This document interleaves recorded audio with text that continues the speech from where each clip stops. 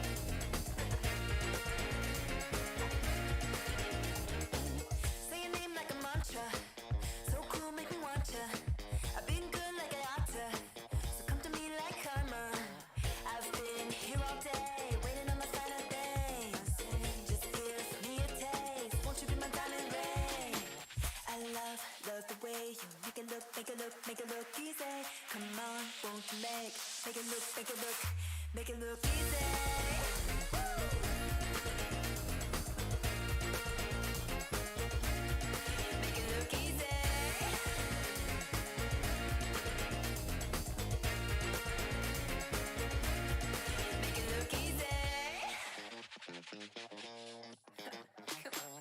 could go to the plaza or anywhere that we wanna. Live it up for the drama. Make it hot, make it lava. We've been here all day, swimming in the finer things. Just got me a taste. Won't you be my diamond ring? I love the way you make it look, make it look, make it look easy. Come on, won't you make it look, make it look, make it look easy.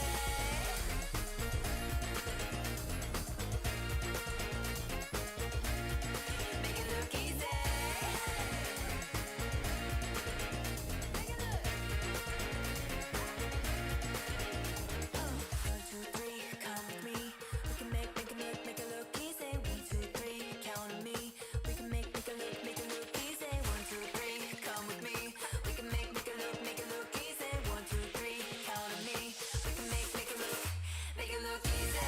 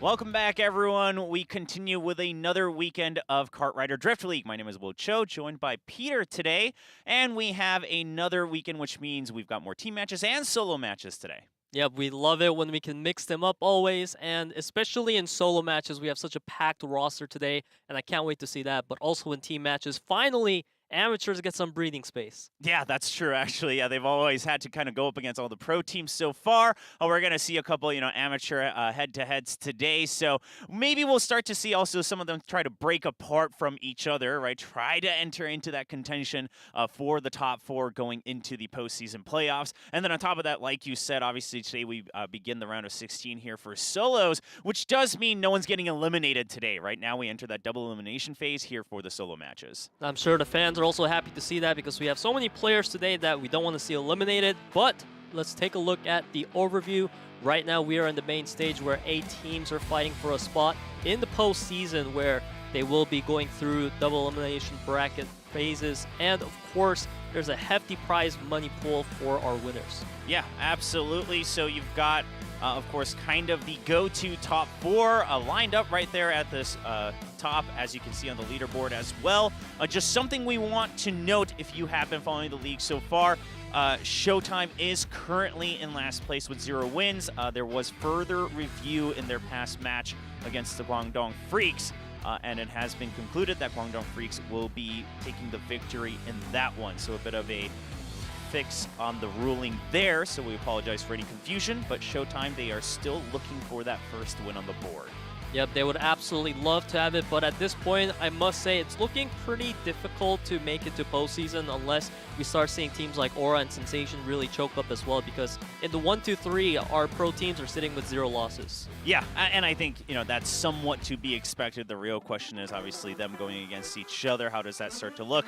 But like we teased, today we get to see ShowTime and Potential going up against each other, and then Sensation and Seraphic as well. So, like you just mentioned, Peter, obviously 2 of these teams trying to contend to get into 4th place, and then 2 of them just trying to get a win on the board as well.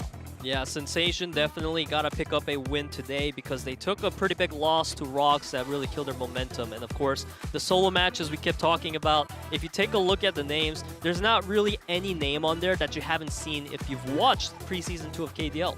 Yeah, and of course, even going back to Preseason 1, I believe we have, I think, 5 of these guys who were in the final 8 of Preseason 1 solos. So a very, very stacked first group here for the round of 16, and we'll see how that goes. Of course, that will be at the end of the day. We begin with the 2-team matches, and then we will bring you that solo match. And if you haven't been following the solo matches, of course, they're just the speed up to a point system. And the team matches, we go through speed and item mode. And if they are tied up after that, we go to a one-on-one ace match.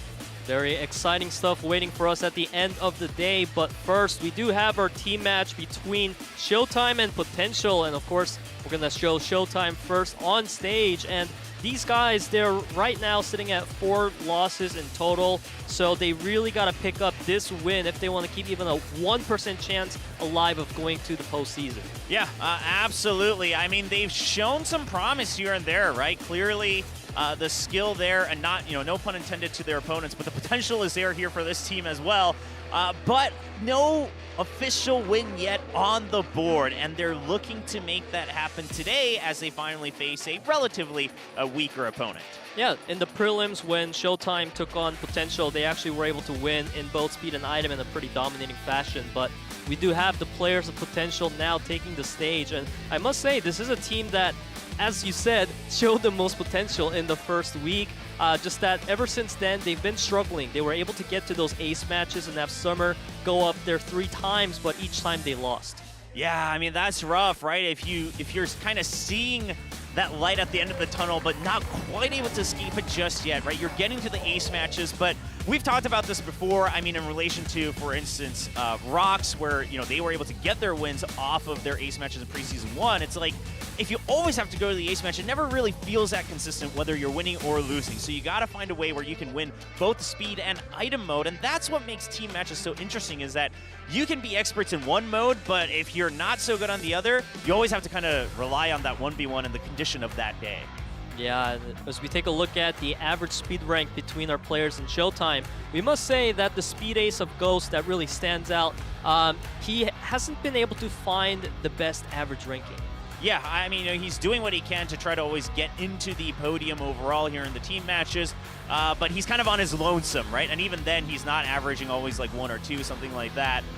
So, Ghost, I think, even in the community, a lot of people saying, like, this guy seems so promising, whether it's with this roster or not in the future. We hope he can continue to really shine and prove his value, because his races have looked good. It's just that, again, in team matches, you got to be able to really even out the overall distribution of your standings. Yeah, I feel like Monster is a great support for him, so hopefully I see those two taking up that 1-2 punch line pretty consistently against Potential here. And as we talked about briefly earlier, Potential, they're looking for a revenge here today since the prelims, and they are so far undefeated in item matches, which I think is a stat worth noting. Oh yeah, absolutely. I mean, especially with their item ace Banana, we hyped him up a lot in Preseason 1. He didn't find much success, and he's now finally seeing it with the change in the meta and item mode. Can they continue that today? Because if they can go in confidently knowing that we'll at least beat you again here in item mode, or this time around rather, we'll be able to at least maybe go to that ace match. And, just making a joke about the last taunt from ShowTime, but, let's get rid of all this relativity and who beat who and all the chain, right? We'll just have to show up in today's matches. Yeah, that was a pretty long sentence there, a Yeah. hefty one. I think that's the longest, comeback I've seen in a while, but definitely I think between these two teams, it's going to be pivotal to see who wins in speed mode, because Yes. whoever takes that momentum, I feel like could take it 2-0. Yeah, absolutely, right? Both of them have shown some promises in item mode. So let's take a look at the tracks here for speed mode. As you mentioned, this is going to be the important one. ShowTime did have speed priority, or they took speed priority rather. Sorry about that. They won the coin flip, and their first pick will be World Tour Terracotta Twister. We've seen Terracotta Twister as a popular pick so many times, so it's not too surprising there, but Desert Construction Chaos coming out from Potential, along with Glacier Extreme Stadium, I must say, this team, they're not shy of some of the harder tracks, and of course, Zigzag Timberland is also one of those very difficult tracks, and then finalizing it with New York Rally. What's your take on New York Rally there, Will? Yeah, I mean, it's kind of interesting to me. It's funny you mentioned New York Rally, because New York Rally and then the fourth track, Extreme Stadium, those are the relatively wider tracks compared to the first seat, right? Especially New York Rally. Obviously, it's still a difficult one. But these two teams, they're going on the difficult tracks right off the get-go, really just trying to prove the superiority. So we'll find out how it begins as we go into round number 1.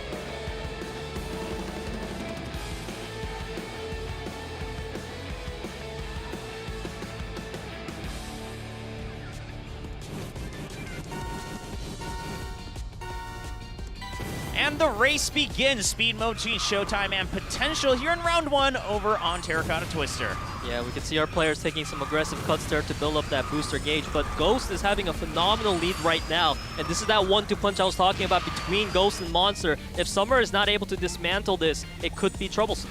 Yeah, I mean, thankfully for Potential, everyone's still relatively grouped up. It's not like they're all entirely behind. They have their members dispersed here and there, and with the drafts, and as, of course, as we go into the tombs, they should have a little opportunity here. Yeah, Monster got kicked out of line there, and as you said, this is the tombs where players like to go for a little stop, sometimes go for a full body tackle in order to try to execute each other, but so far, Ghost is maintaining that lead beautifully and takes a nice little line there. Yeah, and Potential, they actually had to kind of avoid bumping into each other, and they decided to play it safe and just say, okay, we're grouped as 3 here in the middle of the pack. We can still make a play in the second lap. And that did give an opening, right? FaZe took it right away and said, all right, I'll start to break open these ranks, and this way they have the 1-3-5 right now over on ShowTime. ShowTime has been really relying on Ghost so far to keep up that rank 1 position, but Summer, he's been hot on his heels so far. Monster now trying to go for the body check. He does manage to pass, and now it's up to Monster to try to block Summer out as much as possible like this. Yeah, and looking at the minimap, it does look like Flare is quite far behind, so as long as FaZe can actually hold on to number 5, Monster, he just has to contest against Summer, right? He doesn't necessarily need the 1-2 punch, as long as he doesn't lose absolutely on third either. Right now, 2 players right behind him. Oh, Monster! As we say it, the caster Chris strikes and he falls off the track. Yeah, right now, but Ghost is still maintaining that first place, and as you said, FaZe, he moved up to 3rd place now, so if he needs to maintain this to buy more time for Monster and Flare. Yeah, I mean, he has to actually get all the way up front, right? Because 2 of their teammates now, after falling off the track, they're in 7th and 8th, and it doesn't look like it's going to happen. Potential with the 21 points, and they'll finish just that way with a 3-point lead, taking track number 1. Man, Ghost was so good there for ShowTime, being consistent with that first place holding, but Monster, once he fell out of line, he fell all the way to 7th place, and there was no recovery for ShowTime there. Yeah, that's rough. I mean, we were just talking about Monster. He just had to play it safe, right? Just had to hold on to 2nd or 3rd place. But as it happens on Terracotta Twister now and then, you go into that indoor area. If someone else puts pressure on you, you try to, make a fix for it and you fall off the track. That's a rough one for Monster because he was doing so well for basically 75% of the race. Yeah, I feel like, at least based on the form we've seen, if we can ignore that one little slip up there, I do like what we're seeing from ShowTime today in speed. This is the best they've looked so far. Yeah, absolutely. I mean, and this is also credit to Potential, right? Putting on that pressure against Monster, saying, okay, there's still like 2 of us right behind you. Because here's the thing, if there's 2 members behind you, suddenly you're like, well, I can't just let one pass and be guaranteed 3rd place, right? Now I have to figure out how I'm going to defend against both of these players, and it looks like the pressure did force an error out of Monster. Well, Potential is leading 1-0 right now in speed mode. We will find out if they can keep it as we go into track number 2 on Desert Construction Chaos.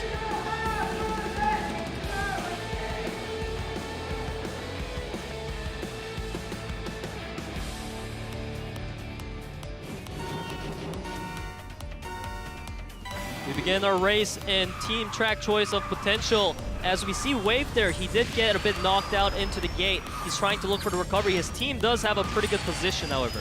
Yeah, I mean, also with those cuts that he was doing, he was able to really just block off and slow down the members here behind in ShowTime. So Flare once again sitting in 8th place this time, see if he can try to make a break for it. He's trying to fight just to make sure that he can have some importance, right? Just to go for a little bit of sweeping or at least maybe make a difference between 7th and 6th place. And right now we're seeing Summer being the dominant player here so far for Potential. However, this is that construction area where things get dicey, and as our players, they're gonna look for the body checks. Yeah, I mean, especially after the first 2 places, they're really bunched up right now. So It's only lap 1. I don't expect anyone to go for anything too aggressive. Everyone probably just going to slow down, just try to get through it safely, avoiding the chaos itself, and that's exactly what happens here in lap 1. Man, Summer, he's having such a good time right now, only being followed by FaZe. ShowTime is actually behind in position so far. They need to find a way to push Temin down to be 7-8 with Wave. Yeah, and FaZe will burn through all his boosts to try to overtake and get that #1 position, but Summer, he's saved up that boost and he immediately takes it back as they enter lap 2. Right now, we're seeing Best, Summer, FaZe, and Ghost. These are the top 4 players fighting right now for a spot in 1-2. But FaZe is managing to find the blocks on Best so far, and we see Temin now coming into the picture as well. Yeah, and with this, I mean, Potential does have a bit of an advantage, right? 3 versus 2 here in the front of the pack.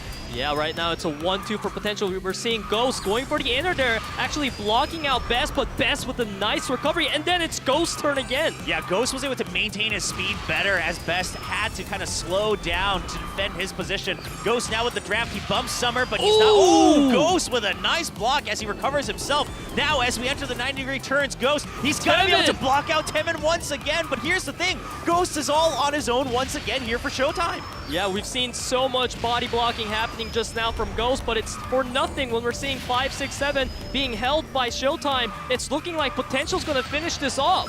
Oh, Flare does shoot forward, and that's going to help secure it. We all had but written off ShowTime, and right as they land on that final jump, Flare comes to save Ghost and say, "You're not alone," brings them the necessary points to take track number 2. Yeah, it's crazy how Flare was able to propel all the way into 2nd place, and right as I was about to say that Potential's probably going to have this one, I was looking at the team points and it was really close. It actually ended 21-18, 3 points in favor for ShowTime there, and I've seen Temin, he went through a bit of a hiccup in the construction area, but he was able to recover beautifully. Somehow, at the end there, it seems he lost focus. Yeah, I mean, Potential definitely getting a little bit shaken up there, so we'll have to wait and see if we can get a replay of exactly what happened before we go into the next round. Of course, the next round will be for Zigzag Timberland. Looks like we just have a couple things we want to check on stage as well, so we'll give the players and the stage a moment to go through that. But yeah, what a crazy finish. Yeah, this is an ideal start to a matchup between ShowTime and Potential because both teams really want to win in speed, and so far they have 1 point each as we get ready to move on to track number 3, chosen by ShowTime in Forest Zigzag Timberland.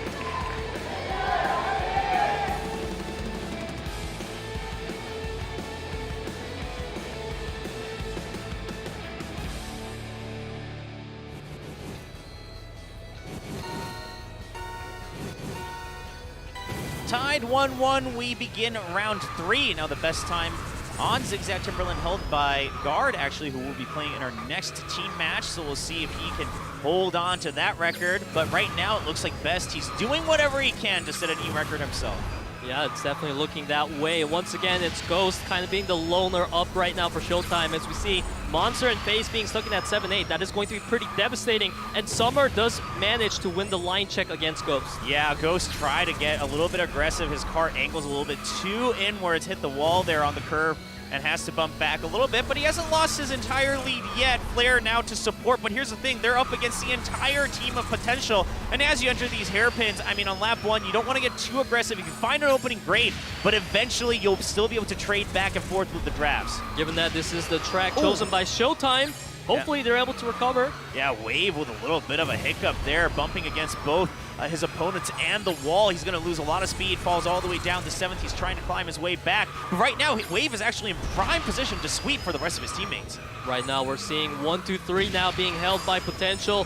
Flare, he's quite far behind. He wants to be checking Temin right now, but they're way too far ahead with Summer in that first place spot. It just feels like Potential is winning the 4v4. Yeah, and I love the way Wave is playing this, right? He doesn't try to sweep everyone one by one, but he's doing what he can so he doesn't decrease his speed too much, even if he has to drift a little bit further wider, because then he knows on the boost he can come back up and disrupt the rest of ShowTime. Yeah, and I really like the play from Best there. He's been finding a lot of great blocks so far. Flare, he does manage to finally pass by and is looking a lot closer now. Flare trying to knock Best into the wall.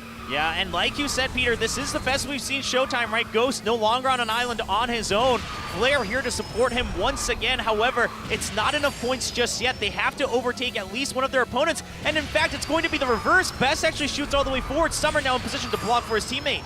Oh, Ghost! He thought he had an opening, but he's gonna hit the wall. Summer just teasing him with that, baiting in the aggression from his opponent. Again! Wow, what a play from Summer, forcing these mistakes out of his opponents, and now it's just the 1, 2, 3, 4 here for Potential. Looks like they should be able to hold on to that as well. The pressure was too much there for ShowTime. They had to greed a little bit because they were worried about the distance that Potential was building in that first place spot, but that is exactly what became their death sentence because all their players in that top 4 spot, they got sent down to 7-8, and at that point, it might be game over. Yeah, but this is where you can start to see just how hard it is to really play at this level of Kart Rider Drift, right? Is if you see that opening, you know you have to take it. And if you hit the boost at the right time, if you hit the draft at the right time and you're able to calculate it, you'll find these miraculous openings. However, this time it was Summer who baits them into thinking the opening is there, but he immediately angles his drift in a way where he's not going to get pushed out, but actually bumped forward, and his opponent's bumped back. I mean, great defense from Summer. I love your choice of word there, William, saying bait. I feel like when you're so good at a game, that's when you start being at the level where you can try to mind play them. Because it's hard to even focus on your own lines and play perfectly, but for these players, you know, it's kind of like their instinct. Yeah, that fan's hoping for potential to go to the ace match every match here in the round robin. I don't know if that's exactly what you want. Maybe you just want them to win without going to the ace match now and then. But for now, it looks like that may very well hold true. Of course, they've had an ace match every time so far, and we will find out if it goes there as we go into the next round on Extreme Stadium.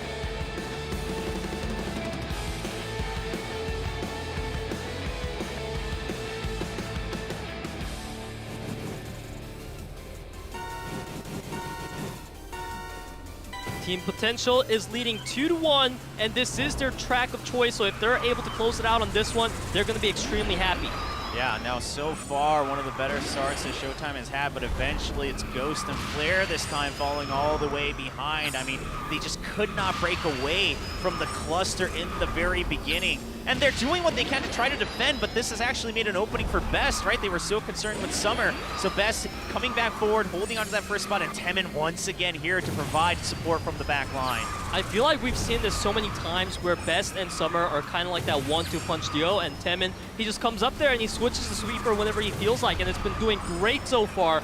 1-3-4 for Potential. This is a phenomenal start. Yeah, I mean, excellent positioning, of course, as we go through. Oh, okay, a little bit of a mishap there, trying to block against Monster as well. Yeah. As Summer loses a lot of speed. I mean, he should be able to catch back up. Obviously, just the first lap so far, and everyone is losing a little bit of speed in the hairpins, but hopefully that doesn't happen in lap 2. The fact that Summer took that set behind, but he's still in 5th place is really concerning to me, as our observers are really focusing on Ghost being in 8th place right now. I feel like that's a big strategy on ShowTime's side being kind of lost. Yeah, I mean, Ghost has again been that speed ace for them, and very reliably so, but so far, it's 4 of the members, all members of Potential rather, in the top 5. Now Wave just bouncing back and forth, but this is his position. He's been that sweeper. Look at the way he positions his cart in a way where he's not going to fall behind. He's always going to be bumped forward. Yeah, he exactly utilized that, getting bumped forward by Ghost there. Now Ghost looking for a body check of his own. They're able to pass now, but it's still 1-3-4 for Potential. Monster is up here alone. He's trying to slow down Temin however he can.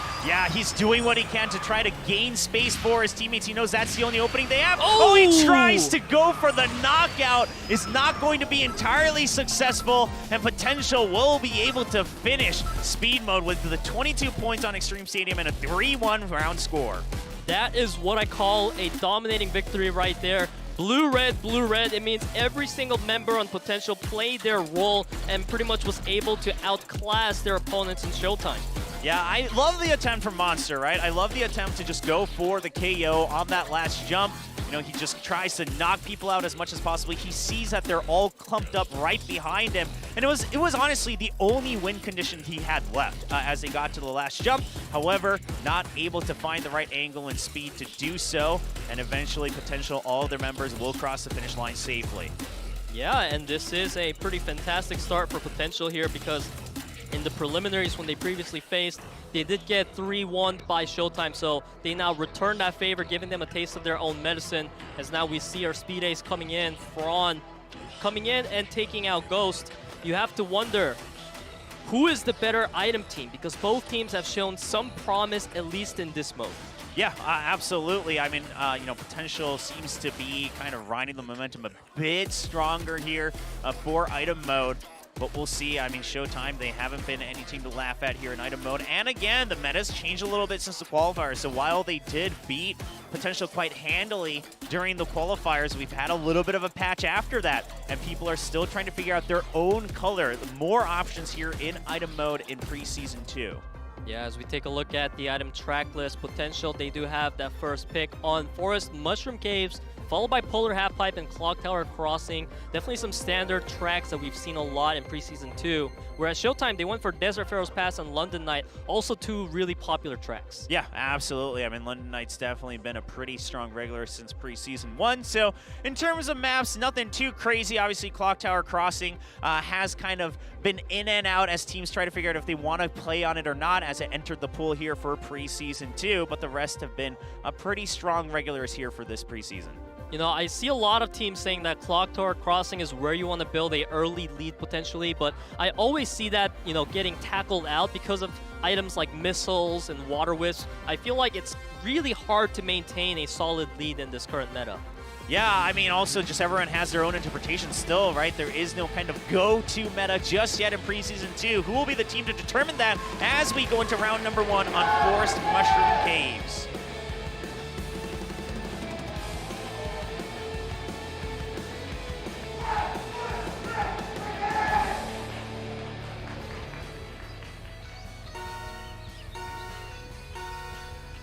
Item mode begins. Potential looking for their first win and avoiding their first ace match as well. Yeah, of course, this is going to be a 2-lapper track, so it's going to be a bit faster pace as we see the water wisps being exchanged right now. The water bomb is going to catch Flare off guard as well. Not a lot of items that are worth holding so far. Yeah, everyone just kind of cycling through their single target attacks immediately. The water balloon's starting to get held onto just a bit because this track, there are quite a few locations where you could use that wisely. You still have another spot left on your item inventory, so they're saving those bombs, water bombs, for later. But now we're seeing finally Banana picking up a double shield as he's going to be able to dodge out of that water wisp. And you saw a water bomb catching out like 2 players it seemed there, but this is still lap number 1, so it's not too devastating yet. Yeah, and we've got UFOs on both sides. Now ShowTime cycles through theirs right away, but Potential looks like they want to actually hold on to double UFO. Surely you cycle 1 out, but here's the thing, is that now we do see that EMP in the hand of Monster. He's definitely going to be holding on to that. Oh, he used it, and the UFOs also get swapped out as well. It seems like in the second lap, a lot more priorities being placed right now on FaZe with the double lightning. That's really scary to me, William. Yeah, I mean, that's been the go-to kind of win condition if you can ever land it. So make FaZe, that a 3. Oh yeah, FaZe is definitely holding on to that. Here's the thing, no Angels on the side of Potential. So while Banana has double shields, FaZe, if he can just make sure that he contests against Banana, if they can just get 1 more missile, something else to draw out that shield. They already drew out 1. Yeah, Banana didn't get the best item there. He picked up a water wisp, but now he's going to be able to propel forward. He still has that shield. A EMP wave, I think, is pretty nice for being in the top spot. Yeah, we'll see if it's going to come in handy. The shield already being cycled through. Still 3 lightnings saved up on the side of ShowTime. They're going to have to time it correctly, though, so they can continue to lock up the entire team of Potential. They are not getting out of the track at all. The UFO comes through with the EMP, but Flare not affected. Will cross the finish line first. The power of Lord Zeus there with his triple lightning bolt was not able to be blocked out by Potential there in time. It bought enough time for Flare to come in first, and I think that is one of our, I would say, more standard strategies, but it's so effective. Yeah, I mean, that the only reason it's not the go-to meta is because you can't always rely on having, 2, let alone 3 lightning bolts, obviously. But when you can get it and you're not seeing the Angels on the opponent teams, then, I mean, by all means, it's really just a matter of timing, right? And making sure, do we have someone else that if someone draws the aggro for things like the missiles or the UFOs, do we have someone else who can still cross the finish line first? Absolutely was set up here for ShowTime. Yeah, I mean, like, we saw Banana try so hard to pick up items, but he was only able to pick up the shields, and what can 2 shields do to 3 lightnings, right? That's the maximum shield you can pick up. Yeah, I mean, he even tried to cycle through as he was blocking one of them, like you said, to get a different item, maybe, you know, set up one of his teammates for a better finish, but just look at this, the double lightnings right away, another one used, and they're all locked up. And while we do see the UFO being EMP'd eventually, Flair was the one not affected. He was still there, you know, just kind of cruising through across the finish line. Yeah, and I think it was also important to mention that Potential, they tried to go for a magnet outplay there, but it did get caught off by the lightning. So it was pretty devastating, I must say, for Potential on this track number 1, given that it was chosen by them themselves. But Potential is the team that's won every single item mode so far, so they definitely could do a reverse sweep even if they lose the next one. Yeah, I mean, we'll see. It's far from over, right? In worst case, they still won the speed mode, so they can go to their trusty ace match. While they haven't gotten an ace match victory yet, they've always had to go to the ace match. We'll see if maybe today they finally get their first ace match victory, let alone just a match victory. Yeah, and if we do go to that ace match, it'll be exciting to see if Summer, he will still be the representative for Potential as he's been for the past 3 ace matches, because I've seen the voice comms of Potential, and a lot of their players actually seem pretty down to do the ace match. And the pressure for them really didn't seem to be existent. They just want to go out there and perform for their team. Yeah, I mean, listen, especially if you're in a position, you know, like teams like ShowTime and Potential, you got to just take whatever opportunities you have to showcase yourself, right? I mean, you are technically the teams with nothing to lose, right? If you get any higher placings above 8th, 7th place in the overall team leaderboard, then great. But if not, I mean, yes, the cards are stacked against you from the get-go because you're going up against these pro teams that have the infrastructure, that have these rosters that have been together for a long time. It's not going to be an easy matchup. So it's great to see that the players on both sides seem to really just be taking things one at a time. That's exactly the key right there, Will. I must say, all the Potential and ShowTime, they haven't been able to pick up a win yet in Preseason 2. I'm sure they picked up a lot of new fans as they played because the level of confidence they displayed in their driving abilities, that alone I feel like really set them apart from a lot of the rookie teams that we've seen previously. Yeah, so we'll just have to wait and see if Potential, can they try to get the lead back here or not. Right. We're going to look at Fran on stage here. Of course, the item ace here for ShowTime.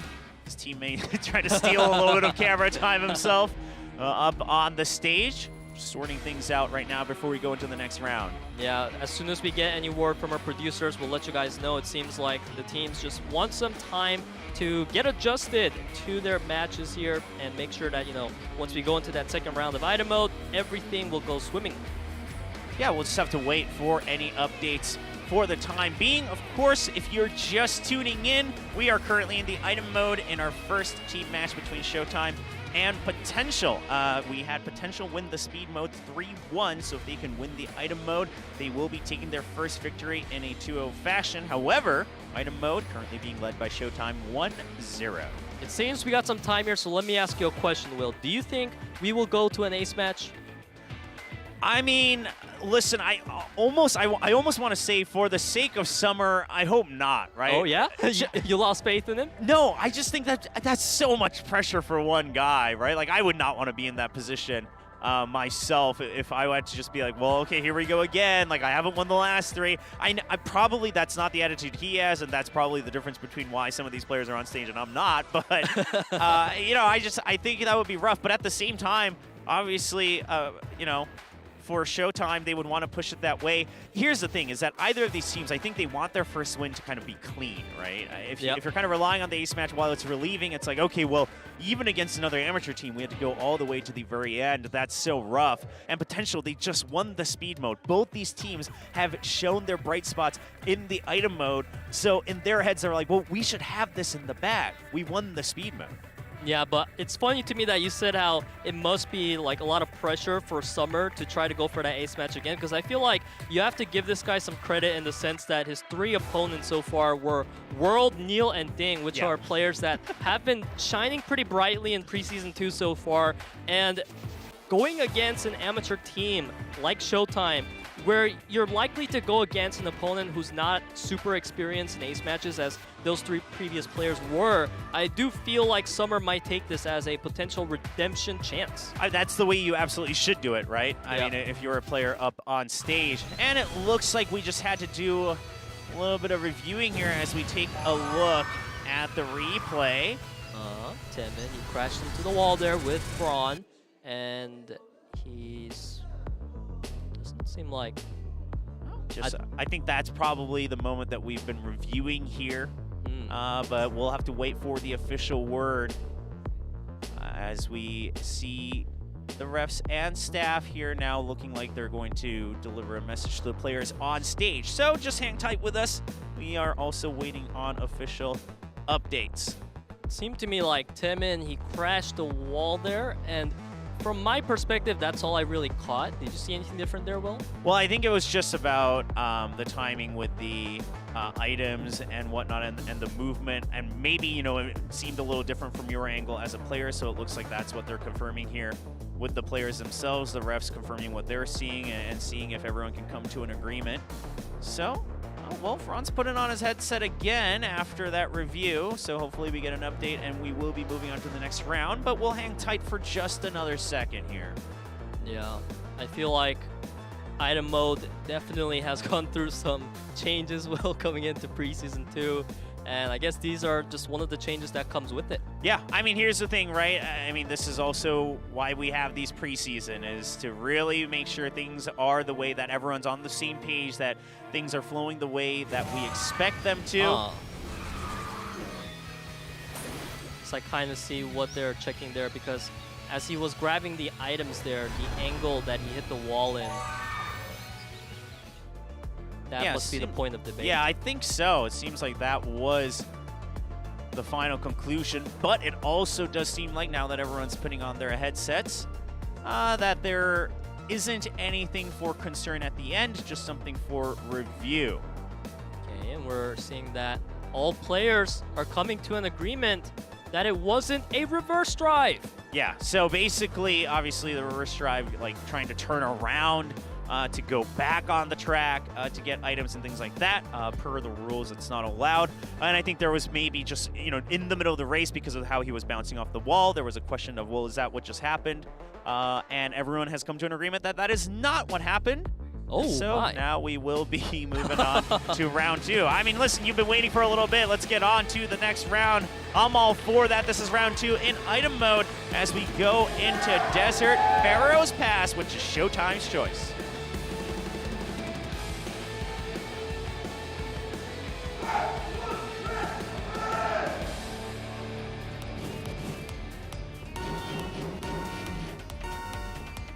Begin our item round number 2. Previously, it was ShowTime taking that round number 1, looking to solidify their lead here as we take a look at the items. Players are able to dodge out the barricades with ease.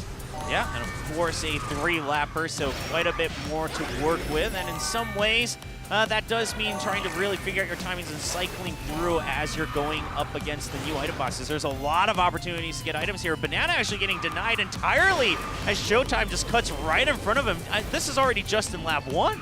Yeah, I like the plays that I'm seeing too right now, Will, from ShowTime. As we see Summer, he spins out of control there from that missile, and now ShowTime is able to find a pretty nice lead in team position overall. Temin, he does have the magnet and boost combo.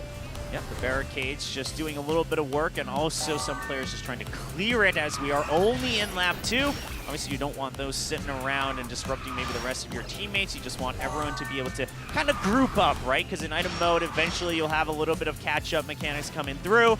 You know, not everyone's building up boosts and constantly staying ahead. And so both teams just trying to say, okay, just kind of gauge out where is the opponent, what items do we have, what's the inventory as we get near the end of lap 2. Right now we're seeing Monster. He does have only a shield in his belt. He does manage to pick up a banana and a water bomb, but that's not what they wanted. And of course now, with the players taking the underground path, Banana in front, they're going to have a nice little lead for themselves. That 2-3 flank coming up from ShowTime. Yeah, and Banana will be able to continue to cruise forward. Now he's got a magnet and an EMP. He cycles through the EMP and he gets another one right away, it looks like. and he's going to get targeted by so many things, but he's somewhat okay with that, right? He's got that magnet where he can still be that wild card at the end of lap 3. Yeah, and keep in mind that Monster, he does have a lightning right now. Well, there's no Angel on the side of potential, so we could see another huge lightning usage coming in, but there is a shield individually for Wave and Summer. Oh, and I love the positioning here from Potential, right? You've got one boost on Summer, you've got double boost on Taemin, and you've still got the double shields on Wave as well. So even after just White Lightning, you do have mechanics to try to catch back up. Wave uses the shield, but that's just draw aggro. Meanwhile, Frog gets caught by the lightning and the water bomb, but it's not enough to stop him in his tracks just yet. Everyone had already burned through all of their items, and it's going to be ShowTime taking yet another round. Braun didn't even need to use his magnet there because frankly there was no target for him to select, and Flair, he did have a magnet of his own. He just used it on his teammate there to catch up, and it was a clean 1-2 finish. So it really went swimmingly for ShowTime. It feels like Potential, they didn't really have an answer to the strategy coming out of their opponents. Yeah, I wasn't able to take a look at the entire mini-map there in the last section, but it almost feels like maybe the lightning was just hit at the right time, where it really negates the boost if they're not able to get it off the jump, right, and try to catch up. And a couple of those other attacks all piling in the last corner, and ShowTime, you know, they seem like they knew that's exactly how I wanted to play out. They seemed so confident when you were looking at their camera here towards the end that they knew that they had those backup plans to cross the finish line, currently leading 2-0 in item mode. Team Potential, it's time to execute plan reverse sweep, because this might be their first loss in item set if they lose here against ShowTime. Hopefully they're able to find a way to answer back against a 2-0 domination from ShowTime here in track number 3, Glacier Polar Halfpipe.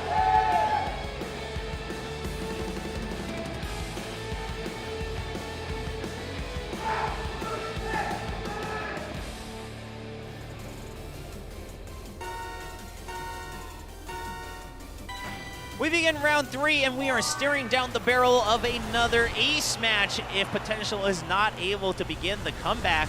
Of course, Potential won the speed mode earlier, and ShowTime already striking back hard and fast here in item mode.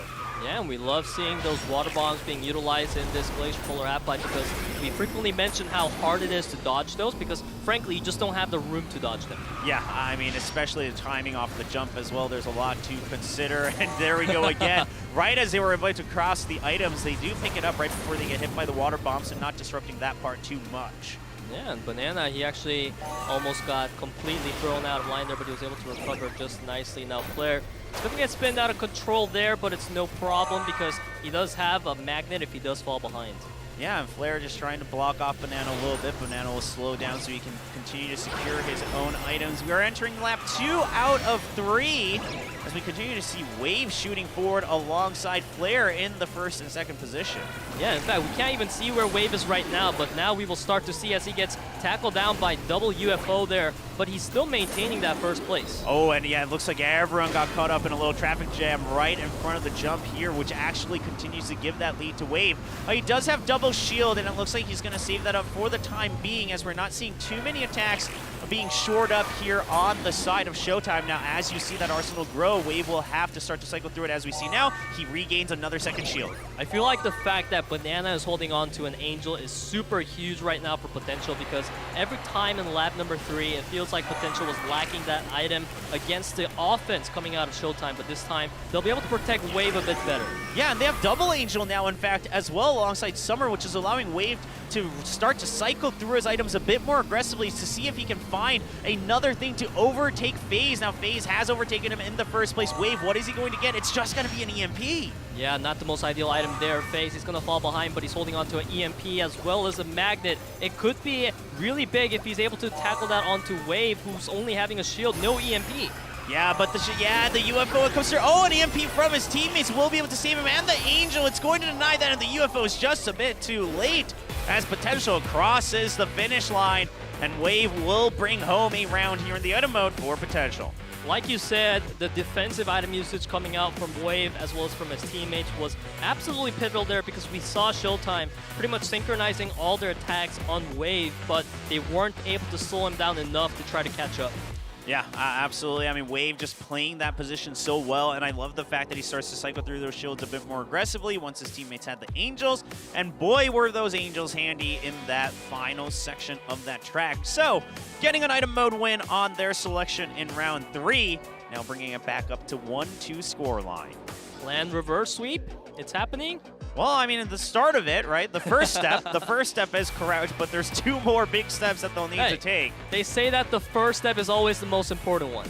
It is the most important, because if it doesn't happen, then there's no chance at all. You're not wrong on that front, but there's still a decent ways to go. Now, of course, round 4, it is going to be ShowTime selection of World Tour London Night. We'll be getting that one ready for you here in a second. And if Potential is able to win on their opponent's track choice, that could build up a lot of momentum, you know, the mental damage coming in ShowTime, feeling like, oh no, we have only 1 round left, but it's chosen by Potential. What do we do? Yeah, I mean, obviously the pressure can start to build up here, and this was the traffic jam we saw that allowed that makes sense now. Yeah, Wave to have that huge lead. I mean, everybody getting hit by that water bomb. What a shot. Yeah, I'm not sure what the proper term here is for something that explodes bigger than a bomb, but that definitely wasn't your typical grenade. Yeah, I mean, that water bomb definitely landed on the entire track. All the racers getting caught up in that one, and that is kind of how the lead continued to stay pretty safe for Wave and Potential all the way through lap number 3. Yeah, not just Wave there, as you said, a lot of his teammates being ready for the backup defensive items. I love seeing that team synergy coming out, and I made that pose earlier. Yeah, I mean, you know, just saying, all right, well, what's going on here? Just trying to wait and see. Obviously, the player is trying to also figure out what is up next. Looks like we have another small review to be done here.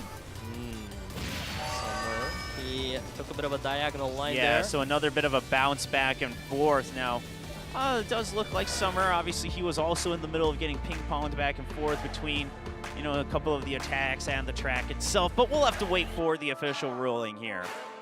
Yep. And our players here, at least they are not put down by any situation so far. Their mental fortitude, it must be stronger than iron. Yeah, well, I mean, absolutely, right? You gotta stay focused for the whole thing. Fran also expressing a little bit of his impatience here, trying to move forward. Looks like another segment that we'll have to showcase for review here. Still on the POV of Summer. Now, obviously, one of the reasons we show this all to you guys live as well is for transparency. And it does look like, I'm not quite sure if it's the, no, I think this is just the preceding moments from the previous clip. Yeah, he's going to get hit by the barricade, bounces off the wall, and then he'll barely angle himself for the items there. But because that's on a curve, looks like everyone just wants to try to review that a bit more carefully here. Previously, it was determined by player vote, so I'm sure that we might have something similar happen again here. And, you know, as a viewer, we're curious what you think on that, so let us know. Is that a reverse, or was it just a little diagonal turn? Yeah, so I mean, obviously, you know, we do have the refs here in the stadium as well, and they will oftentimes make the rulings, but you'll oftentimes have an opportunity here to contest, as it often is in a lot of different competition, and for transparency going through the reviews all together. But it does look like everyone's getting their headsets back on and steady, so we'll see if we'll be going into the next round here soon. Apologize for the delay, but thank you for being patient. We are currently in the middle of item mode between ShowTime and Potential. But we did have Potential actually win the speed mode 3-1, but ShowTime leading item mode 2-1, trying to bring this to an ace match. And as I said earlier, when it comes to item mode, you can never let your guard down around Potential because their team name speaks for itself. As long as they take that first step, they're ready for the third one. Yeah, oh, I thought we were rewatching the water bomb fiasco from earlier, but it does look like, I think we're looking at the same timing from a different point of view here. All right, so just reviewing some further player movements. Does look like the same timing. Yeah, right now we're just making sure that the plays here by Timin were all according to rules. And my goodness, the fire punch coming out from ShowTime every time we get a little bit of a camera shot of them. It's intimidating. Well, it is a little variation from just covering the camera. You know what, I'm fine with a little bit of variation, although you know, sometimes you do want to watch out. Listen, lenses are harder than you think, right? So if you don't gauge that distance well, and you actually end up punching the camera, it's probably your fist that's going to hurt. So you do want to watch out for that. I mean, your fists are very important when you are a player of Kart Rider Drift. Yeah, I mean, I don't feel like a lot of gamers are spending their time, you know, strengthening their fists, doing a lot of workout. But some of them do have already some exercise on that based on the fact when they get mad at a game. There are some gamers that like to punch a wall. I'm not that kind of gamer myself. Whoa, yeah, no, we don't want it. No, we don't want any of those gamers, all right? All right, we want calm and collected gamers. It's okay to get heated. It's okay to get passionate, but guess what? The most important thing is we are going to continue gaming here at the KDL, getting ready for round 4, which is World Tour London Night.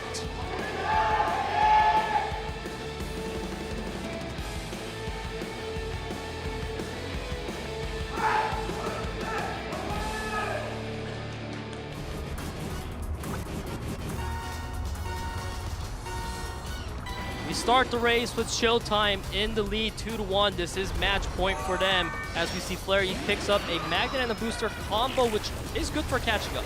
Yeah, and should be just cycling through that pretty early on. London Night, definitely not a track where everyone's saving things from the get-go. You kind of try to cycle through. Now, London Night's an interesting one, right? A couple good options for the finish. Obviously, if you have, you know, things like the lightning bolts, etc., you can try to go for chain attacks. But this is one of those tracks where the magnet boost or double boost can still provide a lot of utility to try to overtake first place in the last second. Yeah, we can see Summer getting slowed down there by the magnet, and we see Flair taking a pretty nice lead for himself. Monster does get set behind by the water bomb, but it doesn't matter too much so far. Banana holding on to that lightning along with Temin.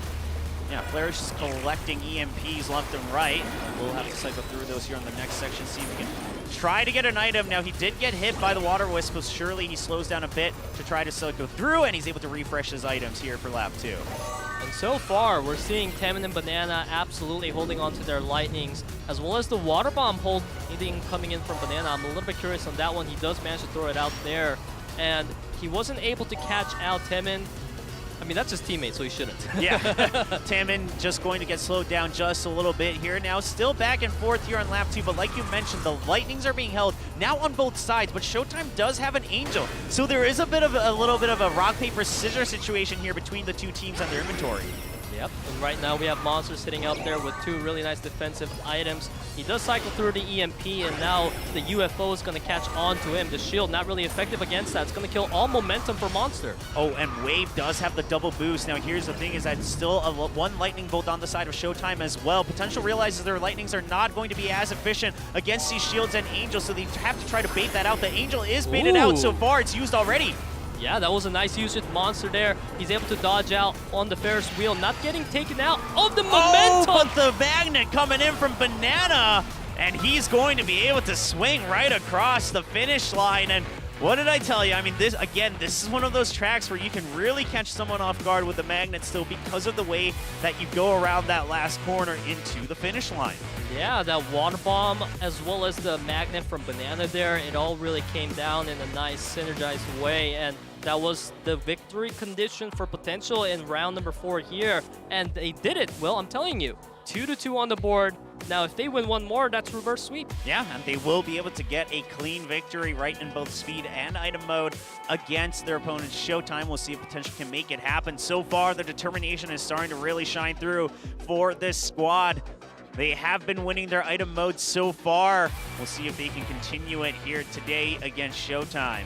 Well, the last track here is Village Clock Tower Crossing, so I feel like it could go either way so far as we take a look at the replay here. This is the moment where Banana, he was waiting for his opportunity. The magnet comes out onto Monster, as well as some water bomb. Yeah, the chaining of both the magnet and the water bomb. And here's the thing, is that as he shoots forward, even if he gets hit by something else by drawing aggro, you had Wave who had that boost saved up. So after the lightning bolt ended, Wave was also able to boost, so he got second place. So even if Banana had drawn aggro, Wave would have then overtaken him back again and gotten the first place here for Potential. But it's nicer that Banana got the clutch play there because it just makes it look like such a sick play. Yeah, well how calculated. He synergized it. Yeah, exactly. absolutely. The magnet into, putting him into that position of the water bomb, right? I mean, that just shows why he's the item ace, just the familiarity that he has with the items, their timing, the distance that he's able to showcase and bring them back to this 2-2 tie in item mode against ShowTime. Yeah, potential is looking really good right now. It seems like they got their focus back so far, especially in Banana. I wonder what more plays he's going to bring us. One thing I'm sad about is that we haven't had a Banana meta yet in KDL. And I feel like when that comes, holy cow, potential, they might be the rank 1 team. I feel like that's going to be so hard for it to happen, though. Just the timing and positioning that you need for Bananas to become, like, meta and reliable that would be pretty insane. Listen, if anyone can make that happen, I mean, I would love to see it because that seems like possibly the most difficult thing to do here in item mode for Kart Rider Drift. What if you buff it? You place 5 Bananas on the ground, all lined up to each other. That might be pretty good. What if you were able to collect 2 bananas and then combine them into one giant banana? Oh. Right? And then instead of slipping, you actually just end up climbing the banana mountain. And yeah. It's just like an entire new track. Yeah, you're just slowed down. Yeah, now we're just playing a completely different game. It's actually not Kart Rider anymore. A banana portal into 3rd dimension. That's the next level KDL we're hoping to see.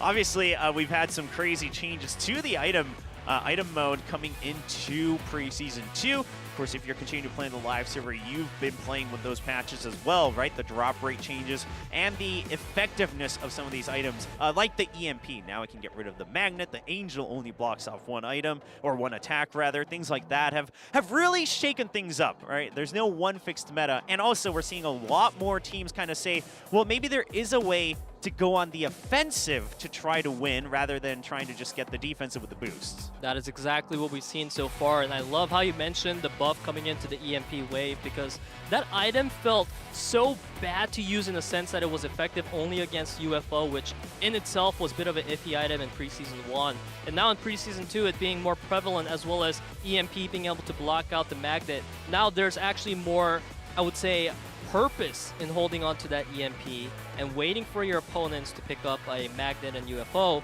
whereas previously in Season 1, if you did that, you're kind of trolling because you're wasting a lot of new potential items you could have picked up. Yeah, I mean, absolutely, right? Especially because, like you said, it only blocked the UFO, and the UFO drop rate was not high. But now, like you mentioned, it can block magnets, and the UFOs are becoming much more frequent. I mean, we've seen races end because of the UFO, things like that. So EMP, especially going to lap 3, there is some value, especially as a support item. We'll see if that meta continues to develop. Just waiting for an official update here, but it does look like another bit of a review here on the side, or maybe just something that needs to be worked out, as we do see Fran doesn't have his headset on, and he is waiting for the staff of KDL. Yep. So far, we are just making sure that our item mode is going to go through swimmingly, and we might as well use this time to talk a bit about Village Clock Tower Crossing. Will, I like that you mentioned earlier how each team has kind of their own take on it. My personal take on it has been that it's a track where you want to get ahead, but it's really hard to because of the way the stages are built, in a sense that you want to try to like boost off the clock tower, but if you get caught off by a missile there, you're kind of done for. So I wonder, what is the take right now? What's the best strategy? Well, I mean, I think it's really just about if you can get that early lead, right? And if you have a couple of your teammates, and for those who aren't quite sure, if you haven't been really following the top level here of item mode, and why people are saying this is because of the layout of this track, right? There is a shortcut after you land off of the clock tower, where if you take the shortcut, right as you come out of it, it's the finish line, right? There isn't much of, and it's a very narrow shortcut. So that way, even if you're in first place, even if you get hit by attacks, chances are you're able to body block your opponents, and they don't have that much room to try to boost their magnet around you as you come out of the shortcut. There's not as much room compared to something like World Tour London Night. Now we have seen that get negated in a couple of the past races, but it's so rare. And I think, like you mentioned, obviously timing off those jumps, things like that, there are ways to counteract someone who's trying to keep the lead. But if you're able to get the lead, and not just one person, but if you have like 2 or 3 people in the podium finishes or in the top 4, you know, one of you guys still has a couple of shields, maybe one of your teammates picks up an Angel, and at that point you can say, okay, just constantly block off all the attacks. I think that's the thing, is that if you have defensive items, this is a track where maybe you want to use those early and often instead of saving it, you know, all the way just for the final attack. Because here's the thing, if you let the opponents get first place going into lap 3, suddenly you're like, okay, well, the shield like doesn't matter, because even if I don't get attacked, or even if I'm able to block the attacks, I don't have much room to work with to overtake my opponents. Yeah, I love the fact that you mentioned something like blocking being really prevalent in a track like Clock Tower Crossing, because blocking is a really important skill to have in Kart Rider Drift, and we see that being reflected in speed mode, where teams have usually at least one player completely specializing in that sweeper position, whereas for item mode, we don't see players having the luxury to kind of be body blocking each other due to all the variance that comes in with the items in itself. But in certain tracks where there's really narrow paths, it is really possible to start using that body blocking technique as your strategy. Yeah, absolutely. And in fact, you know what? If you're waiting for this next round and you're not quite sure what we're seeing, the best way to check it out is to log into the game right now, boot up Village Clock Tower Crossing, and see what we mean about that little shortcut going into the finish line. Of course, or you can even just kind of look at the mini-map layout of the track and you'll see exactly what we mean. But yeah, I love that we have a couple of these tracks that have re-entered the pool here for Preseason 2, or, you know, newly been entered on top of the item changes. It has definitely made item mode a lot more varied for Preseason 2, and I can only hope that this kind of development continues for the game, where it's keeping it fresh season after season. And I know that's, you know, from a pro player's perspective, sometimes you're like, oh man, like I gotta learn another new meta. I know it can be tough, but hey, you got to keep it fresh somehow, and that's how you got to keep each other on your toes. Yeah, I like what you said there. You know, there's two different main modes right now in Kart Rider Drift. That is the most popular, which is speed mode and item mode. And the whole purpose in speed mode, if you play it at home, is basically to be the first place. You just want to keep being in the lead and feel good about your perfect lines. Whereas the purpose of item, it feels more like you're looking for really clutch plays. You don't necessarily need to stay in the front all the time. On the go, depending on whatever items you pick up, you can start to really formulate a strategy off that. For instance, maybe you pick up a magnet, so you're like, okay, I got a shield right now, but I don't need to use it here. I don't need to waste my only defensive item just to stay in the lead, because the magnet will be able to buy me that time later. Yeah, absolutely. So it is a very interesting thing, and I love that we have these item aces, right, who are just kind of given that role to really break down the item meta, figure it out, do the calling for your teammates in item mode, and things like that. And of course, obviously, you guys can see on your screen that the discussions are still happening on stage, and so we will be awaiting the conclusion of that and an official update. Yep. And so far, I must say, it was definitely a turnaround there for potential in round number 4 that we just played in World Tour London Night. How they were able to pick that win up despite ShowTime picking it themselves. And that's where, for me, a bit of that confusion lays. Why did ShowTime want to pick up London Night?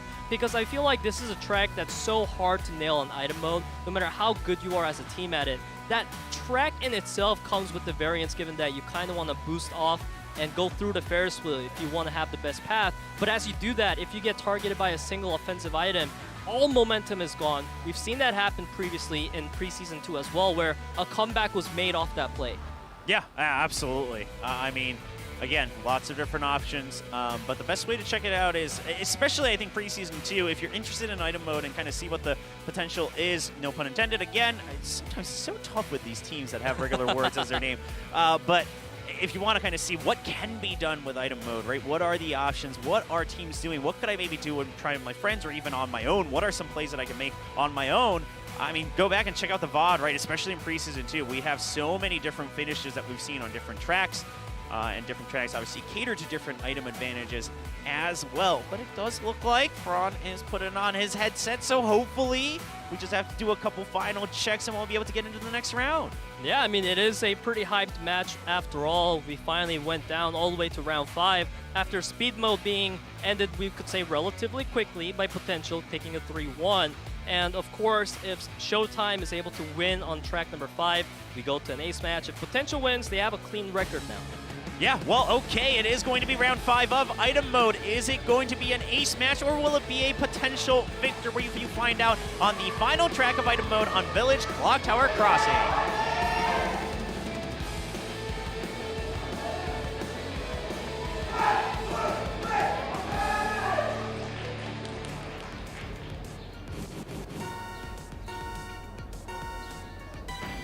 final track of team mode for these two teams in today's match. If it goes ShowTime's way, we will see a 1v1 ace match, but if Potential finally closes it out with a reverse sweep, they will get their first victory here in the team match of Preseason 2.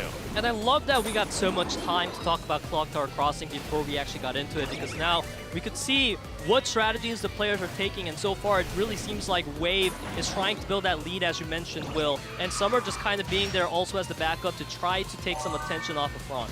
Yeah, and it does look like Potential is doing a pretty good job of it so far, where they're able to still hold on to that lead. Oh, the banana that you wanted to see. I mean, this is a track where you could see that come into play. Yeah. Oh, they dodge it! They're gamers, Will! How did they dodge that? They are gaming on stage as we enter lap number 2 out of 3. But here's the thing, by dodging it, a lot of them have lost that speed, so Summer continue to stay up front. And Potential, they're providing so much support by constantly targeting whoever's trying to catch up to Summer. Flare gets hit by another missile again. Yeah, I mean, Potential saying, you do not catch up to our brother, Summer. We're going to knock you down. Fran also spins out of control. Summer with a pretty sizable lead right now. He's able to dodge the barricade because he did get slowed down by the UFO there. And now it seems Fran is going to be able to catch up with the water bomb. The support is so strong for Potential, and now Wave just trying to body block him as well, back and forth. And it does look like we've got Angel Shields on the ready on the side of Potential as well. You can sense it. Potential sees the victory right in front of them. They can see the light at the end of the tunnel. They just say, if we protect Summer, he's going to get through. He even's got an EMP now.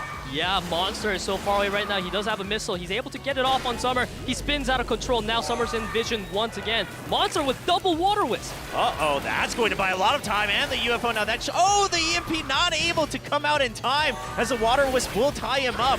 Now Taemin trying to overtake again, but another UFO comes out. And he's going to bump into the clock tower, into the wall again. Now Wave just trying to do what he can. The UFO can he body block? No! Monster will overtake him, and ShowTime will be taking us to an ace match. My goodness, Monster came out as the hero for ShowTime there, able to pass 2 players on that narrow corner. I can't believe he was able to pull that off, because we keep talking about how it's so narrow there and body checks are so prevalent, but Monster, he doesn't care about any of that. He finds the perfect line. Yeah, I mean, you could tell that we saw Potential thinking, okay, even with Potential UFOs, if I just position myself around these boxes on the shortcut, I should be able to body block, and I've got a teammate behind me who can overtake. However, the UFO hits him right as he's trying to block right outside of the boxes, and he doesn't get the body block, and it's going to be Monster who just finds that corner right around, zips right through, and I mean, it goes both ways, right? If Monster doesn't get blocked, then he can also be the one who clogs up the shortcut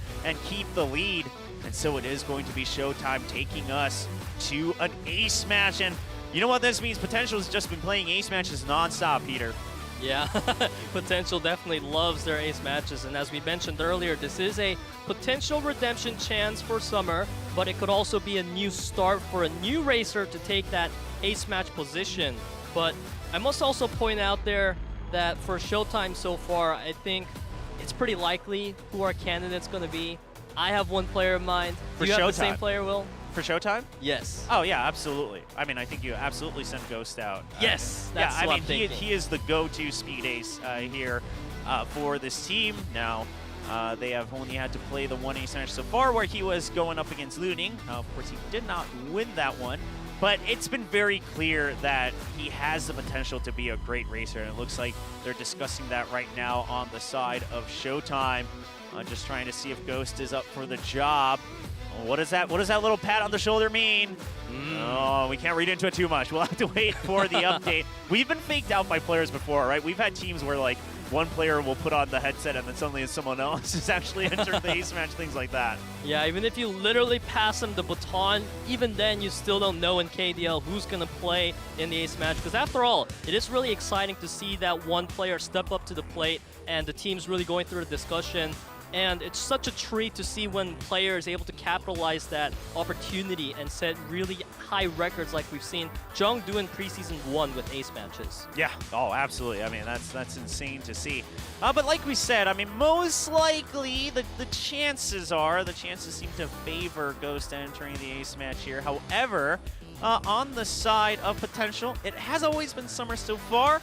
but he also hasn't found success. So do we have someone else who steps up to the plate? I mean, like you mentioned, Peter, it does always sound like most of them are up for the task. It's just a matter of who's really feeling the condition, and of course, the track for the ace match, which we will be finding out once both teams submit their final player. It is a 1v1. It comes down to this, and it's so important because both teams are starving for that first victory. Yeah, I have a crazy idea right now, Will. How about we send Banana for the ace match? Yeah, that is crazy. I'm just going to tell you right now, even on camera, he seemed like he was the one guy on that stage that had no interest in playing in the ace match right now. And this is nothing against Banana. I mean, he's entered the solo qualifiers before as well and into the early rounds, but here's the thing, I mean, he is clearly through and through an item ace. I mean, and that's what he has been spending all his time. And you can tell, right, the way he's playing. And you can tell that ShowTime was targeting that during the item mode as well. We actually, the observers caught so many moments where ShowTime just absolutely blocks him from getting these items in lap 2 or 3, and to just deny Banana the potential options that he can work with. And you can clearly see the impact that Banana has brought to the scene and for his team on Potential. Yeah, we love seeing players having such a high impact, not only in game, but also on stage. And I feel like Banana is definitely one of those players that's been able to solidify that so far, especially in these item modes. And right now, it seems like our teams are figuring out who is going to play in the ace match a bit more, because after all, this was a really important match, but it seems it's decided now, and we will be going to Factory Facility 5. Yeah, tough one. An absolutely tough one. Love to see this in the 1v1. I mean, this is one of those tracks where for the majority of it, it's about who's not making mistakes. And it does look like it's going to be Ghost versus Summer. The go-to ace match racers here for both teams. Now Summer, can he finally escape the loss streak that he's had in the ace matches? And Ghost, while not as many, also trying to become the hero, the representative here for ShowTime that brings them their first victory in Preseason 2. Team Potential has not given up on Summer, it seems. However, this could also be the last chance for Summer if you think about it, because after suffering a 3-loss streak in a row, if he gets a 4th loss here against Ghost, who is a player we have to say is relatively new to playing ace matches on stage, it is pretty concerning. Yeah, Potential. I mean, yeah, especially for Summer, just because, again, he's had so many more opportunities. Like you mentioned earlier, Peter, obviously it's always been against very, very respectable opponents in the likes of World, NEAL, and Ding, so nothing against Summer. However, you know, at the end of the day, it's just the records on paper that will be leaving this preseason. So Summer really wants that win, and so does Ghost, not just for himself, but for the team. We go to Factory Facility 5.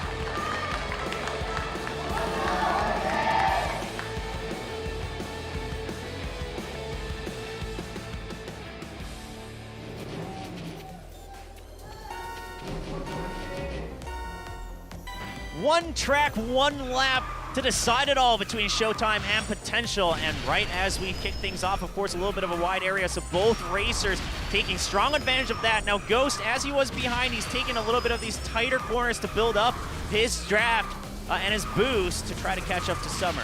Yeah, this is the important jump. We've seen a lot of players miss that jump, and that would be game over right there, but both players are able to make it now. Summer is still in the lead with Ghost behind. It seems Ghost is also behind the boost gauge, which is very concerning to me. Yeah, and Summer, he's doing what he can to make sure that he maintains that speed while constantly being ahead of boost gauge. But Ghost, he actually catches Summer going for a little bit too many of the cuts on the curve, and he's trying to overtake him briefly. Now Summer will regain it thanks to the double boost. Ghost! Yeah, but the draft, it's coming through, and Ghost, he's constantly trying to vie and force for these errors, I think, because he has so many more opportunities if he can just stay in draft range, which he constantly is. Yeah, I mean, I love that Ghost keeps trying to go for the best inners possible. Like this here, Ghost going for the gas lead lines. However, Summer is able to get the better one there, and it's Summer maintaining a lead coming into our final portions of the track. No, but you can tell Summer, he's the one being shaken up right now. Ghost constantly forces him to try to block, and Summer's going way too wide on a lot of these cuts. Ghost just wants one opportunity. He tries to boost by, but Summer blocks him off one last time. The draft comes through. The boost. Ghost, can he find the inner line on the corner? Oh, he was afraid of hitting the corner. He has to decrease his speed just a tad bit, and that will give the lead to Summer. finally redeeming himself in an ace match victory and bringing a W home for Potential. We have to give props to the mentality of Summer because, as you mentioned, Will, this match was so important for him. The fact that he lost 3 for his team, it must affect his mentality because he can't help but feel, if it wasn't me or if I just played a bit better that day, we could have won. But this time, it's on the back of Summer that Potential pick up their first win of Preseason 2. Man, and what a way to do it. I mean, just look at it. Ghost had 8 drafts. He was constantly looking for this chance to either overtake or force an error from Summer. And you could tell Summer was reacting to it a lot. And Ghost was starting to really sniff out that opening. But there were about 3 times where he absolutely aggressively tried to overtake him with a boost. And Summer, those were the times where he finally got the correct blocks and kept the lead. What a great race from both players. Yeah, as we take a look at the result, it is ShowTime who lost to Potential there in speed 1-3, but then in item, they were able to win 3-2 in ShowTime. And for the ace match, we had Summer coming out against Ghost. It was Summer who won for his team Potential in a very intense ace match. Yeah, and that will bring them their first win here in Preseason 2 for Potential. ShowTime still looking for that first W on the board as we pass the kind of halfway mark of the round robin stage. Yeah, and I must say, although Ghost lost today, I'm becoming a fan of Ghost because we talk so much about the NEAL builds, but I feel like Ghost, he's a special player and he must have some Ghost builds because the lines he takes, I love how he's always able to go through the corners in the most efficient ways, and he's been finding a lot of leads like that.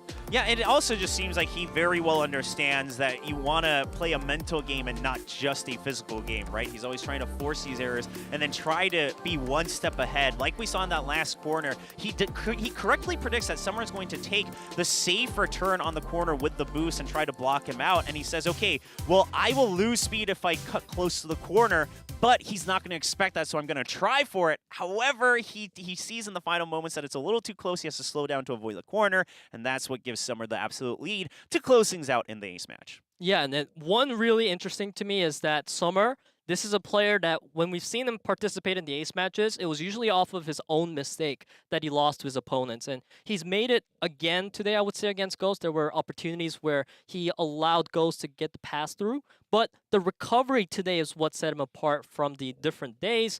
He has a really strong mentality, and I feel like that's the main thing about this player that we can highlight moving forward. I mean, here's the other thing is that with this much experience in ace matches now, right, against, 3 of the best players that we have previously, and now even against Ghost, I mean, this guy's getting a lot of reps in to build that mental, even for future ace matches and maybe even solos in the future.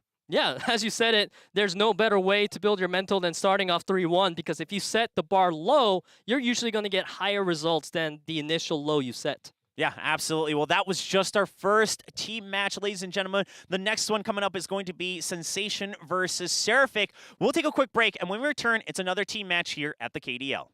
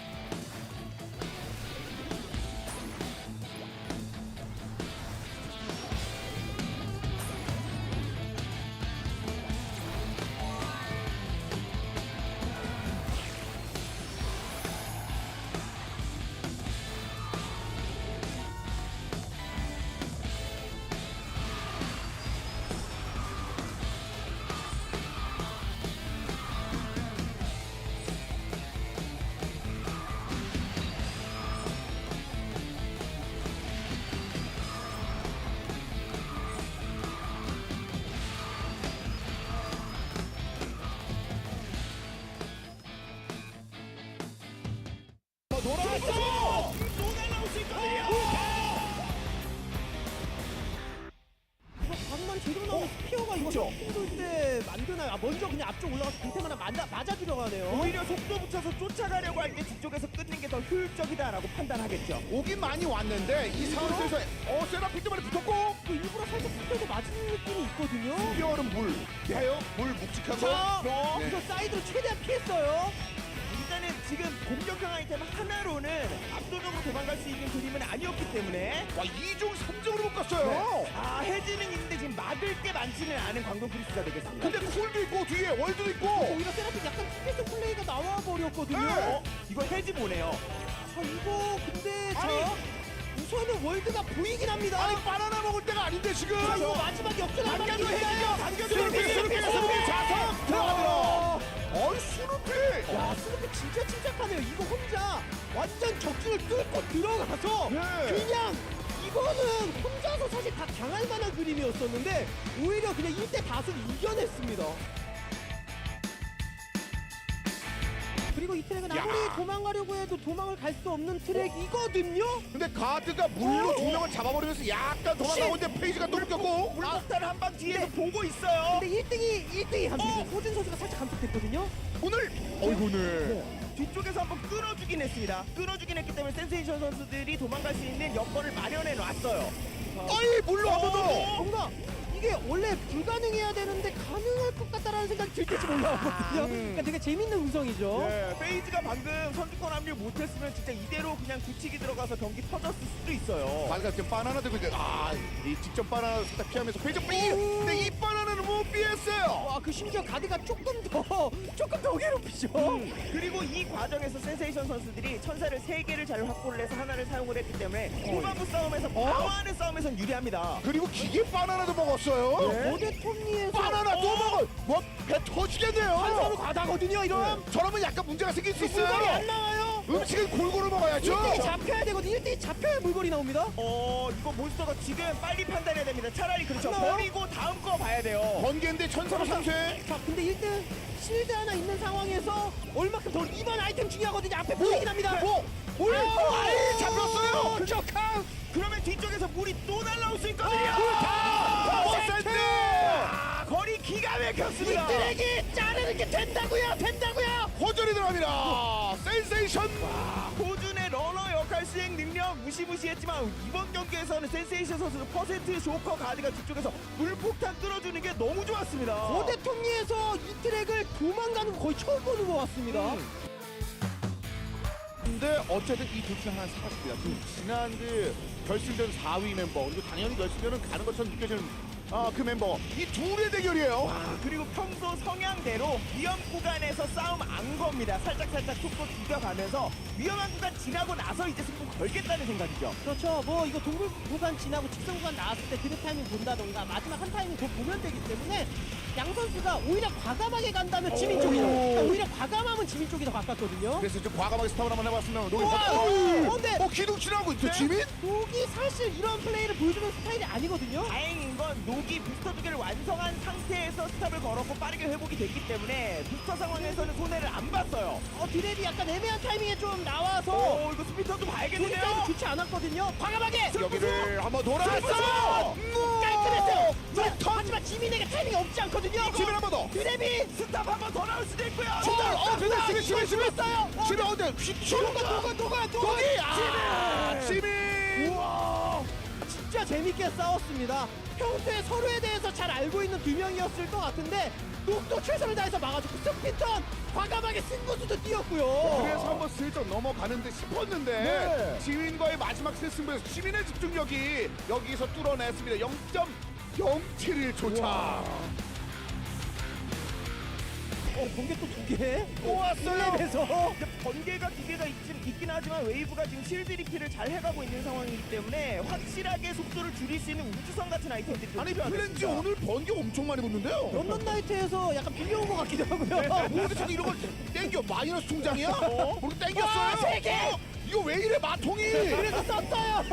일단 뭐 계속해서 들고 있을 수는 없으니까 하나씩 소모를 시켜주는 상황이 굉장히 좋았죠. 그리고 어차피 이렇게 되면 하위권도 다시 상위권에 다 붙을 수 있거든요. 저 석번개 저거 어떻게 한 거예요? 이거 약간 지금 오히려 좀 침착하게 갔으면 어땠었을까 하는 생각이 들고 거리 차이가 멀리 나다 보면 번개 또 있어요. 그러니까 멀어지려고 하면은 번개가 지금 떨어지거든요. 이거 점프대 구간에 2개를 연속으로 쓸 건지 아니면 하나 정도는 맨 마지막까지 아낄 건지 판단하겠죠. 없어요. 그래서 우주를 넣었는데 그래서 해치 바로 이어졌긴 했거든요. 바나나가 몸으로 막아요. 바나나 일단 몸으로 막았습니다만 뚫고 갑니다. 끝까지 일단 번개 2개를 참았다가 최후의 순간에 넣을 생각인데 어차피 웨이브도 웨이브 실드가 앞에? 2개거든요. 자 이렇게 되면은 아이템 상황 이제 방템이 없긴 해요. 이러면은 어떻게 하나 일단 두찌도 돌았어요. 이제 번개 치기 시작하는데 천사 있었죠. 근데 이렇게 되면 하나 더. 번개 또 있어요. 그러면 두찌 누구? 돌았어요. 플랜지. 치열합니다. 팀이 이거는 런던 나이트부터 시작된 번개가 정말 끝없이 쏟아졌는데 버틸 뻔했었거든요. 이거는 두 경기 앞서서 번개가 한 10번 나왔는데 다 락세스 꽂혔고 그 중에서 지금 플랜지가 거의 뭐 5점도 아닌데 번개 지역인데 엄청 뭐가 많아요. 독이 막아야 되는데 지금 아래에 있습니다. 네, 다른 트랙 같으면 쿨이 스피어를 앞쪽으로 빼주고 본인이 2위, 3위에서 틀어맞겠지만 워낙에 코스가 좁은 트랙이기 때문에 주행을 선택을 했네요. 자, CG가 스피어의 그 벽을 한번 뚫어냈습니다. 하지만 여전히 순위는 광동이 또 괜찮습니다. 이문으로 들어가서 신재 선수 감정이 있을 줄 알았는데 오히려 뒤에 약간 라인 블로킹이 돼버렸고 앞쪽에서 1대1 싸움 해주면서 뒤가 올라오면 돼요. 뒤도 살짝 순위 많이 꼬였네요. 이러면 쿨이 한번 눌러주고 스피어가 접근하는 사이에 월드가 속도 더 붙여서 원투 완성하고 이런 그림이 나올 수 있겠습니다. 있습니다. 이거 뒤에서 공격하려는 거죠. 자, 코리 옆으로 한번 튕겼고. 아, 나쁘지 않은 플레이였어요. 괜찮았는데 생각보다 타이머니 거리가 좀 있다는 거. 근데 CG가 지금 2명을 날린 셈이 됐습니다. 네, 맨 마지막까지 1위를 탈환할 수 없다면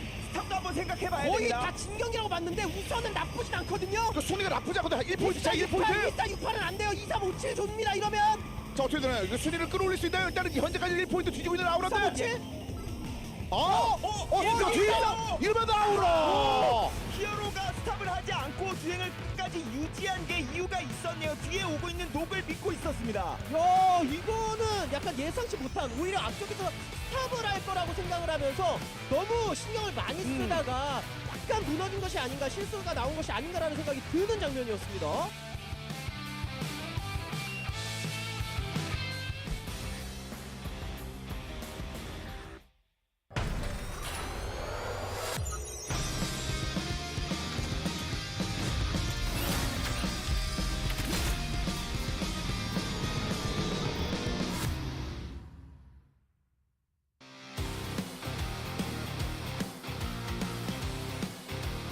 Welcome back, everyone. We are getting ready for our second match of the night, which is another team match number 16 between Sensation and Seraphic. Coming onto the stage first, it will be Sensation. Sensation is a team I feel like kind of let down a lot of the fans in Preseason 1 because despite having such a well-known roster, they weren't able to pull together great results. However, in Preseason 2, I must say they still have a pretty strong chance to be in that 4th place spot. Given that Aura, they're sitting at 2 wins and 2 losses. Sensation only 1 win away from that. Yeah, absolutely. So Sensation, again, just trying to really prove their worth as individual players and their reputation that each of them hold. But can it come together as a team? That is the question that still remains to be seen. Meanwhile, on the other side, we've got one of those pure rookie teams here. A lot of them, coming in with very fresh experiences onto the KDL here for Preseason 2. Yeah, Seraphic, definitely a team that we're getting to know a bit here in Preseason 2. We haven't seen too much of them in Preseason 1. We do know that Mari, Promise, some of these players, they did play together previously. Yeah, absolutely. Of course, Snoopy with a little bit of a name change as well, but, not kind of, especially in comparison to Sensation, even though they're not under a pro banner, in terms of pure individual experiences, quite a bit of a gap here. And that's hard to beat when you've got a player like HyunSu who's been playing since basically the beginning of time back in Kartrider League. Yeah, that's one of the coolest things about HyunSu is that he's been playing ever since he was a kid, and you can see right here, percent actually being a pretty high up in the speed average rank despite being a sweeper. Yeah, again, in terms of pure stats, right, and pure individual performance, Sensation always looks pretty good on paper. Of course, this time they have Joker coming in as their 4th player. And just a little bit of a, what you could read as friendly or sarcastic, goes either ways, but a little bit of a fighting cheer for Seraphic. But you love to see it. Again, both of them are not under a pro banner, both as amateur teams, just trying to get by through their own matches. I'm sure they relate in that sense, as you said, Will, being a non-pro team. Amateur teams are definitely having it rough this season so far, given how fierce the competition has been.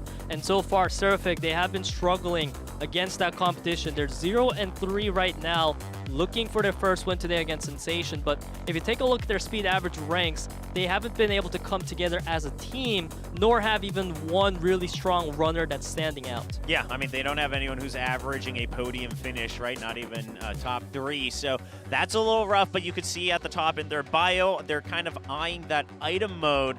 They're going aggressive. Okay, yeah, just seeing that Sensation's about to get their 3rd loss, which would tie up Seraphic and Sensation in terms of overall win-loss record. And we'll see if Seraphic can make it happen. Now, when they actually played against each other in the qualifiers, in the preliminaries, and it was that item mode that Seraphic won. They won that 3-0, went to an ace match eventually, HyunSu clutching that out here for Sensation. We'll see if it goes the same way. Now, the coin flip did go Seraphic's way, and they chose item mode priority, so Sensation gets the first pick here in speed mode on 4 Zigzag Timberland. Yeah, Zigzag Timberland is a classic pick for a lot of our more experienced teams. Japan circuit, that we haven't seen in a while, and it's surprising to me that we're seeing Seraphic showing a lot of confidence there, along with Factory Facility 5 as well. Yeah, this is a kind of a crazy draft here, especially from Seraphic, because it's also, it just seems very targeted, right? Because it's like Japan circuit and a lot of the WKC circuits are very much of those kind of wide tracks, you know, kind of the typical racing tracks where you can make your own builds and just go safely and just go through the drafts, try to overtake at the end. But then you suddenly go, you know, Facility 5, which is a very difficult track, as we just saw in the previous East match. So looks like Seraphic really just trying to target Sensation more than anything. We'll see if it comes to fruition. It's just as you put it. We saw Sensation ban out 2 WKC tracks, and Seraphic was like, well, you got only 2 bans, but there's 3 WKC tracks that we can choose, which is why they were able to take that circuit. And honestly, I feel like if Sensation wins track number 1 in Zigzag Timberland, it's going to look good for them. But if Seraphic wins there, man, that's going to be scary. Yeah, that would be kind of troublesome. So I think Sensation will do everything they can here in the first track. It looks like we might need a little bit of a headset change, and we'll get that going right away. That's a relatively easy fix. Obviously, the camera focused on guard. The Hojin doesn't like that. You can see he's like, what? Why aren't you looking at me? I got to go on camera. So obviously, Hojin's had his fair share of time on camera and on stage. Yeah, we're seeing our players from Seraphic relatively new to it. They do seem a bit camera shy. You know, they're smiling. Their teammates are going, hey, pose for the camera. He's like, I'll pass on that. Yeah, listen, it takes a little getting used to, right? It's the same thing as taking pictures. I mean, if you've like gone traveling, you know, it's like, okay, I'm not really used to taking pictures. You got to just get through the reps, and then you get used to looking at the camera. But Hojin's like, all right, listen, you know, just wait for me. We're trying to figure this out. It's the headset. It's not me. That's what he's saying. Listen, I can read his hand signals, all right? Yeah, it's very clear. He's really good at sign language. I don't know if it's official, of course, but it's definitely getting the job done, you know, just getting the audio issue figured out, because he could only hear from one side. And oh my God, I hate that. When I listen to music or videos, if the sound comes out from only one side, I'm going to go out and buy a new set of headphones. Yeah, I mean, you absolutely need that. Of course, also, we have the kind of the double audio setups here. Obviously, you've got one for noise canceling and comms for the microphone, and then you have your own earbuds as well. But listen, Hojin apologizes for the delay. We are going to be going right into round number 1 between Sensation and Seraphic in speed mode as we go into Forest Zigzag Timberland.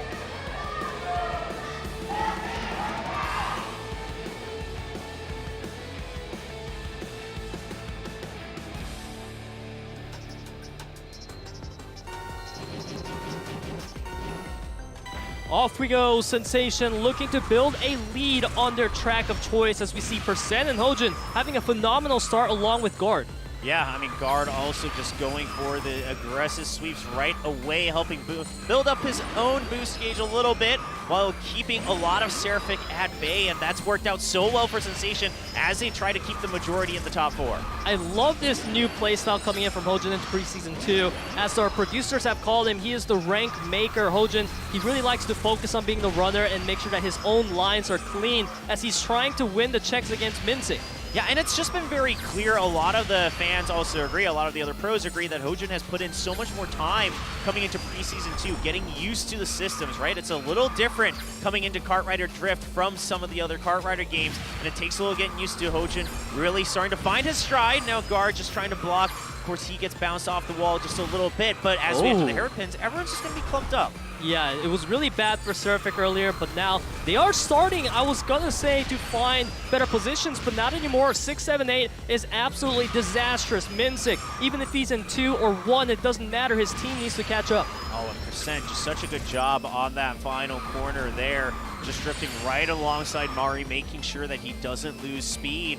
And he's able to always stay one step ahead. And Minsik, I mean, right now his goal is to do whatever he can to try to break the ranks. Scarlet says, I'm here to help you. But here's the thing is that Hojin and Guard are so far ahead. And even if you get close, Guard's still there to block off anyone who tries to approach. Yeah, and you can see Joker right now playing that sweeper role really well. He was able to knock Promise into the wall there. And once again, coming in with the checks. Yeah, well, 1v2. Nice play from Joker. You know, blocking with both the front and the back of his cart. Now, Percent, really, he's just there to kind of even out the balance in the later parts of the ranks. It's really coming down to Joker as the main sweeper and letting one guy get by. They're not too worried as you still have Hojin and Guard in the 1-2 worst case this guard can do a little bit of sleeping himself.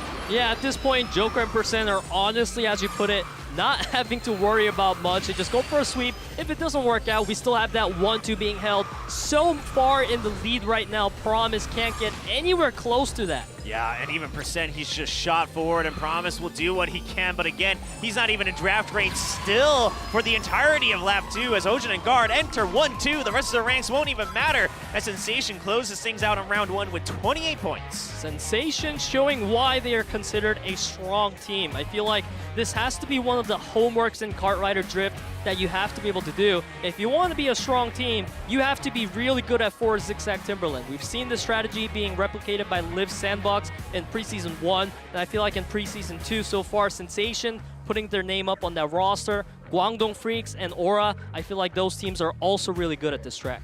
Yeah, I mean, this is kind of it's a difficult track, but it's also a tried and true track, right? And because of the way the hairpins are, you know, while, yes, there are hairpins on other tracks as well, there's a couple different ways that you can try to find that opportunity off of a draft. There's still a bit of a straightaway afterwards as well. Again, it's all about finding that timing on those drafts to try to catch up. There's also, again, mechanics to catch up in lap 1 at the end of those hairpins as everyone has to lose a little bit of speed. But for now, it is Sensation taking the lead. We get ready for round number 2. This is Seraphic's pick as we get ready for WKC Japan Circuit.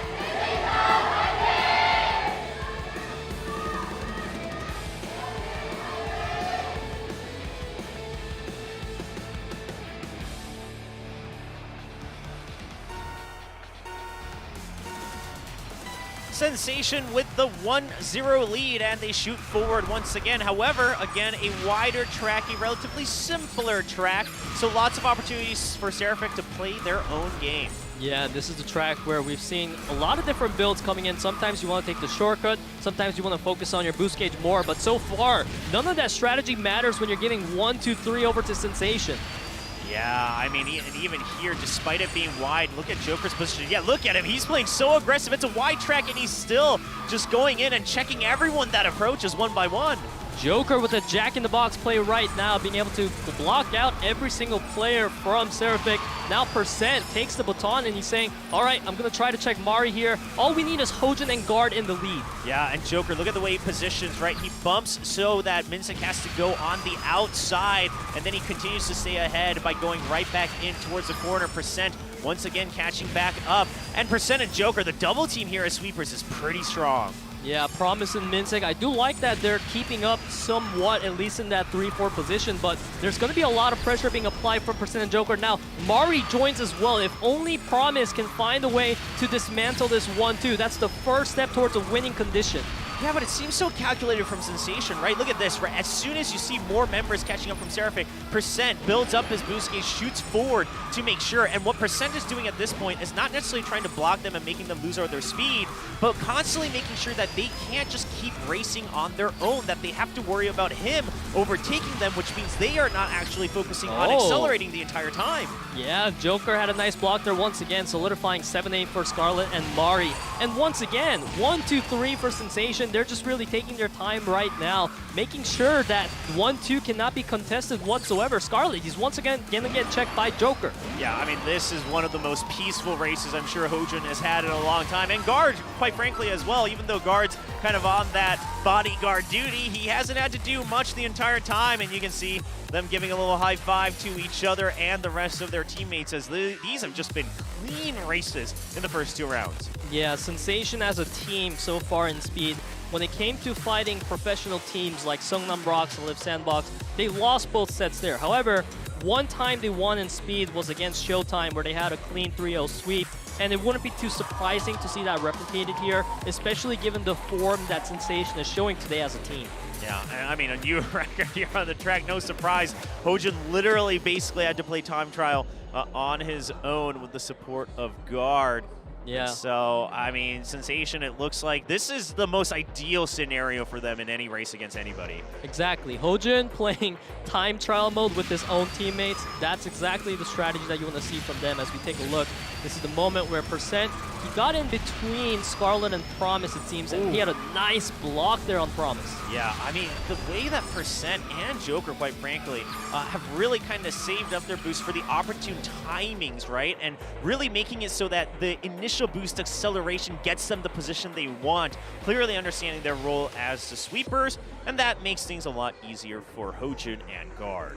Now, Sensation only one track away from their victory. It is looking very concerning for Seraphic here. Their only hope at this point is to go for a reverse sweep, which is a pretty daunting task. So maybe you look at item mode, but they have also been shaky in item mode thus far. It seems like Sensation might have an opportunity to end things cleanly today. Yeah, they're looking to do that, continue to get a couple more wins, try to get into the top 4. We'll see if that trend continues as we go into round 3 of speed mode on Mine 3 shortcuts.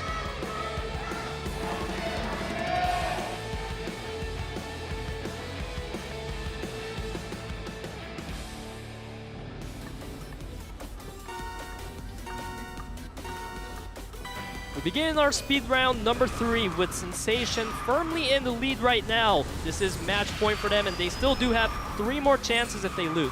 Yeah, but finally, for the first time, Seraphic, they're going to shoot forward with the lead on lap 1. Now, of course, there's 3 laps and quite a few opportunities with the shortcuts as well on this track. We'll see if Sensation finds that opening. Hojun is in prime position to contest for that number 1 spot. Yeah, this is definitely the best start we've seen for Seraphic so far, just in the sense that we haven't seen Hojun having a clean performance. He took a really big collision there. Yeah, he was trying to just make sure that he can find the out to in on those last little snake lines, but he hits that wall, the guardrail, he bounces back out. Now, he is still in 4th place. You know, relatively the track, there's so many curves, so you have a couple more opportunities to try to catch up as long as you keep filling up that boost gauge. Yeah, before the collision from Hojun happened, I was about to say, although it looks good that Mari's in the lead, Promise and Minsik, they've been firmly in the back there. A lot of mistakes, however, are coming out. Yeah, I mean, again, it's a very similar situation, right? It's like this time it was Mari trying to be defensive. Guard puts on the pressure, and Mari agrees for it. Hojun, a little bit of aggression just to make sure that Guard doesn't get contested on that jump. I like it. I like it. Yeah, he was able to use that for his own momentum while killing his opponent. So 2 birds with 1 stone for Hojun there. Now Mari trying to make sure that the 1-2 does not happen here in round 3. But once again, Promise and Minsik, they're getting blocked out by Joker alone. Yeah, and you can just tell, Hojun, he's constantly trying to play the role of sweeper, and Guard actually does eventually get pushed out a little bit. So now it looks like Guard, he might want to switch positions with Hojun. Either way, though, the entire points here going in favor of Sensation as they still have 21 points to 18 with the 2-3-4 finish. Mari with the beautiful finish there. However, his teammates were nowhere near sight. 2-3-4 finish for Sensation is going to be enough to give them that 3-0. And I must say, Sensation is a team, so far, at least in Preseason 2, I feel like their highs are really high and lows are also really low. I mean, not too surprising, right? Obviously, all of these players have proven themselves time and time again in their career, but we are coming into Kartrider Drift, and even Kartrider Drift going through some patches here and there, still some changes that you gotta get used to. While the underlying mechanics are all the same, the nuances are different as you jump from one Kartrider game to the next. So I think what we're seeing is Sensation is really starting to find their own interpretation and color and groove here in Drift, but it hasn't quite settled just yet. Yeah, and Sensation is a team that looked absolutely phenomenal so far in item mode as we see the player swaps come in. Snoopy, formerly known as a player from Reboot, is going to come in and replace Mari. Yep, Snoopy with a little bit of a name change, but we have seen him on stage before. Now coming in as that item ace. Now again, we always like to mention one of the unique things about Sensation, same as one of our pro teams, KDF, is that they only have a 4-man roster, so no designated item ace. So all 4 of them will be focusing in. Now Seraphic, they took the item priority, and they took it so that they can take us to Desert Sphinx's Riddle first. So they all end here, right? They're looking at London Night. I do approve that track because, as I said a lot, London Night is a track where I feel like a lot of teams can kind of always have a win condition. And then for Pharaoh's Pass, I am overall a fan of the tracks that Seraphic picked. Yeah, and overall, what we've kind of seen as a weakness from Sensation, and not too surprising here, is that whenever the opponents try to go for these disruption tactics, right, rather than just throwing all the attacks, but just slowing them down, you know, with things like the UFO or the Magna and things like that, Sensation's still not entirely prepared for those in the final lap. And so Seraphic, if they've identified that, I mean, the tracks they've picked absolutely have those openings where you have a couple extra options away from just trying to attack your opponents. So we'll see if they can secure those rounds. I'm sure Seraphic feels confident about securing those rounds because in the preliminaries when they faced Sensation previously, they went 3-0 against Sensation in item mode, and it was ace match where they lost to Hojun with Min6, so it would be exciting to see a potential rematch happen here. Yeah, I mean, we'll see. Does it go to that ace match once again? We'll have to find out. It's all up to Seraphic. Can they mount a comeback after losing speed mode? We find out as we enter round 1 of item mode between these two teams on Desert Sphinx's Riddle.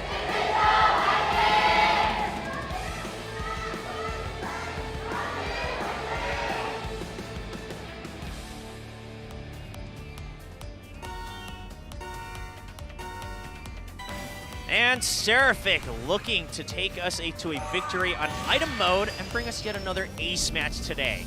Right, we're seeing Percent in the lead so far. He's holding on to a shield, and it's going to be cycled through right there, avoiding the missile collision. However, the water bomb, you can't really dodge that unless you got a shield. Yeah, Percent was trying to slow down too. It looks like eventually he still catches it right at the edge. Snoopy just avoiding that one barely, but again, just lap 1 of 3, and as long as Min6 doesn't get too crazy far ahead, this is a track where eventually everyone will kind of catch back up, and we'll have to see what the idea is as we enter lap 2. A lot of water bombs. That's the idea I'm getting so far. And we are not seeing any Angels picked up. Scarlet going for a little 360 play there. And it is going to catch Hojun. Yeah, just a little bit of disruption, right? I mean, they still are holding on to that lead. They've still got some attacks ready from behind on Snoopy, and Snoopy's just going to cycle those through when he sees that opening, right? Start to take away whatever shields the opponents have so that Scarlet can still maintain the lead whenever possible. Right now, it's Sensation looking pretty good with their positions. It's only the second lap, but all 3 players firmly in the top right now. We're seeing Lightning being held by each team, 1 per piece. Yeah, and I like it, right? Everyone's being so careful to just slow down, make sure you pick up the items, because everyone is cycling through aggressively right now, Peter. I mean, you don't have room to just sit on a couple items and wait for the 3rd lap. Yeah, right now, Joker, he has been holding on to his combo at Magnet and Booster. He's going to utilize one of those items now. It's Hojun having that Magnet and Boost combo. It would be exciting to see that being utilized to greatness here. Yeah, but here's the thing. More lightning bolts on board. Sensation guards holding on to 2. And then we still have 2 across the entire team of Seraphic, and only 1 Angel Shield on the side of Seraphic with the boost in play as well. This is absolutely a tempo battle and a mental game. Who goes for the shock first? But only Seraphic has Angel right now, so that's going to be a difference maker. As we see right now, Promise is in the lead. He doesn't have any items, but he picks up a shield, which I think is a good choice. Yeah, and that's able to block out that missile. They don't have to use that Angel Shield just yet. And Scarlet now up front with an EMP himself. Joker's got that boost ready to go. But here comes the Lightnings, and Snoopy, he's able to block out the first one, but he gets shocked in the last second. He's still way too far ahead. No one can catch up. And Seraphic, the Angel, saves them as they cross the finish line first. Seraphic is making history repeat here, looking for a 3-0 win against Sensation in item mode. They checked that first box, and as you said, Will, even with Snoopy getting targeted out, there was no chance for Sensation to really catch up. Hojun was way too far behind because he kept getting caught out by these offensive items. Yeah, and again, I mean, when you both have, double lightnings, but the opponents have that Angel, you have to find another way to either bait out that shield or use a lightning and immediately follow up, because again, those Angels now only block 1 attack. But because I like the idea from Seraphic, they actually countered the first Angel with their own Angel or the first Lightning, excuse me, with their own Lightning, so that the members over on Sensation didn't really have an opportunity to really chain their attacks right afterwards, right? So that buys you a little bit of tempo. Then you've got that shield coming out, and Snoopy isn't going to be affected by the second Lightning. He can continue cruising through and cross the finish line. And we just saw how important the Angel really is, because it was Seraphic who had the Angel, whereas Sensation, they didn't. And that difference you saw in the distance between Snoopy and Hojun there, as we take a look at the replay here. Yeah, so the first Lightning comes out just to kind of trade back and forth, and what Snoopy didn't get hit by the first one. He does get hit by the second, but by that time, he's so far ahead. His teammates have changed their attacks, you know, against their opponents, and Sensation, I mean, at that point, you cannot catch up. Yeah, it's really rough there for Sensation to lose on that one, but it was a track chosen by Seraphic, so they fell to their opponent's strategy. You can't be too concerned about that because now it's your strategy coming into play. Track number 2 will be held in Glacier Shark's wake.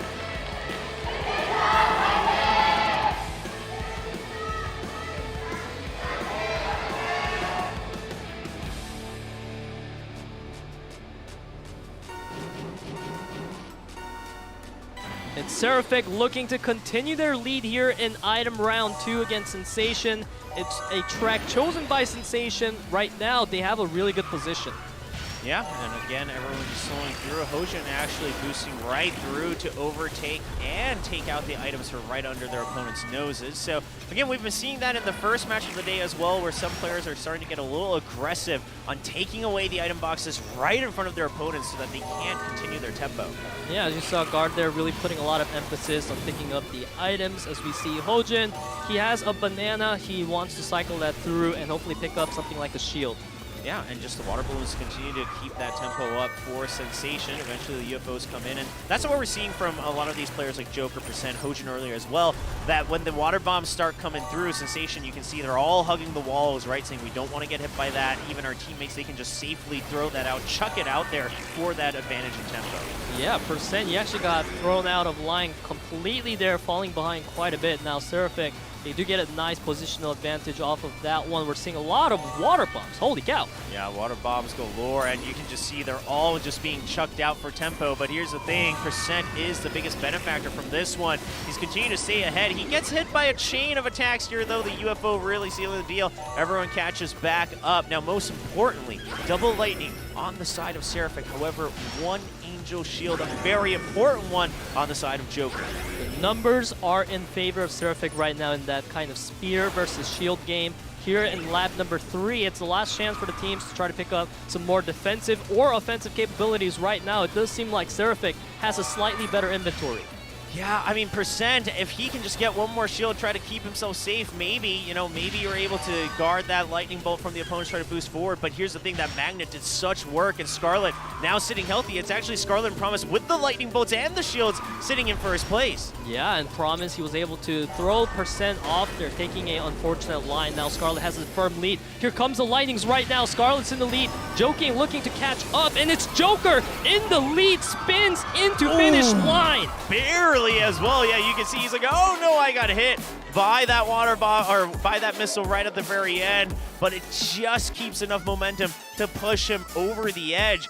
It did look a little scary, right? Sure, the lightning bolt gets angeled right away, but it still looked like Seraphic has such a big lead, but then the magnets come through to really pull back the opponents, and Joker able to slide right on by on the left side of the track.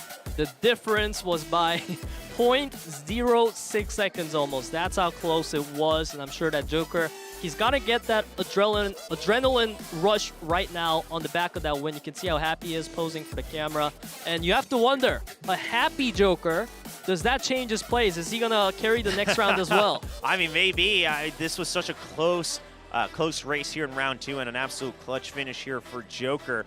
But the biggest thing is right, this was set up by the team, and Joker really just glad that he was able to maintain the position that he needed to bring them round 2. Well, ladies and gentlemen, we have no time to waste as we get ready for round 3 in item mode, currently tied 1-1 as we get ready for World Tour London Night.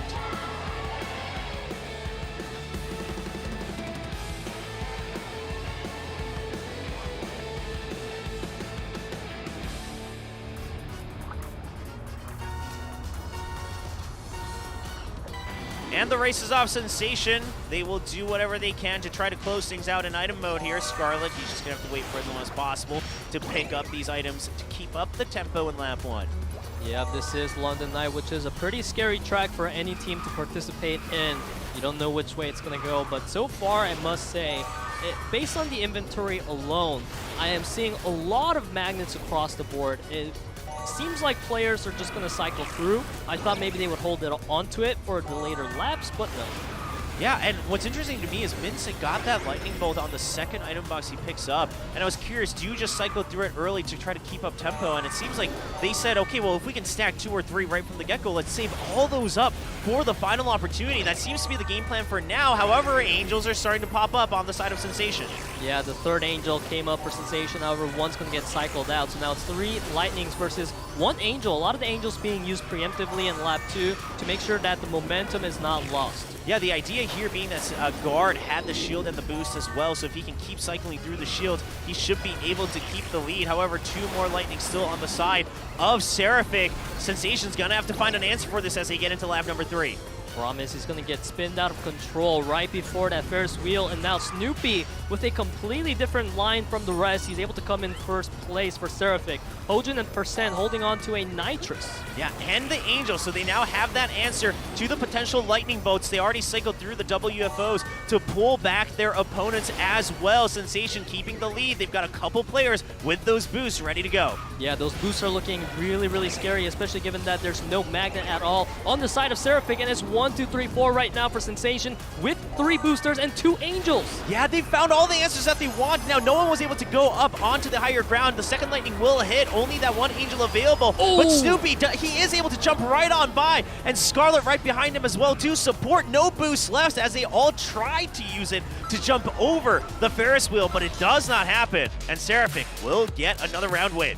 Everyone tackled into each other right before that Ferris wheel, as you said, Will. It was like watching a game of football where everyone was rushing to get up onto that stage, but because there were so many racers, it can't be helped that other players are going to fall off. Yeah, I mean, a little rough. The game plan seemed relatively solid here for Sensation, but the boost, the timing of it, just not able to come through. Seraphic shuts it down, and then all the items were used, right? I mean, those boosts, you had to save a couple of them for that last bit, but the thing is that just the Angels being cycled out 1 tempo too early because of the aggressive attacks. Then the final lightning bolt still hits the entire team of Sensation, and then they had to use the boost early to just try to catch up.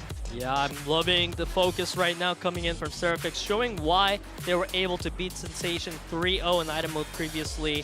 And the next track is chosen by Sensation. So far, the trend in this item mode has been teams, whoever selected their own tracks, they were able to win in it. So now, for round 4, let's see if Sensation can take a win in Glacier Polar Half-Pipe.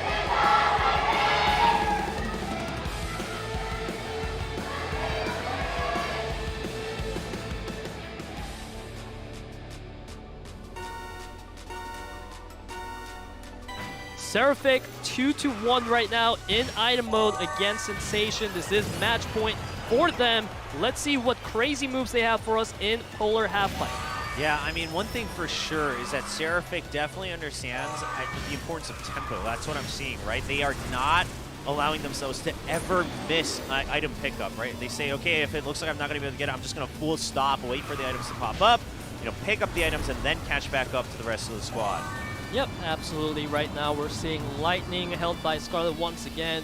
If there's one thing I learned about Kart Rider Drift item mode today, it's that if you get a Lightning in first lap, you hold on to it till the third lap. Yeah, I mean, especially, here's the thing. I think Seraphic understanding that if they're able to get one on the board, they can still pressure that to force Sensation to try to save shields or angels. But then that gives you the freedom to constantly chuck out every other attack you have. So now you pose the question to Sensation, do you want to lose your tempo or do you want to, lose your angel, right? And that puts the pressure onto Sensation to try to have to change their game plan every part of the lap. However, now Sensation does manage to pick up that pressure item themselves in Lightning. Guard holding onto a shield firmly. He's able to block out the water bomb with that, picking up another shield, looking pretty good right now. Yeah, and I'm glad you kind of made that comparison, Peter, because now that means Sensation, with them already having the lead, they do have that slight advantage in saying, okay, well, what is your answer to this? Well, it looks like WFO is a pretty good one. It's going to slow down Guard, but Percent and Hojin still right behind him. Yeah, and the Angel right now being held by Sensation. There's 2 of them. Ooh, yeah, I mean, a great chain of abilities here from Seraphic.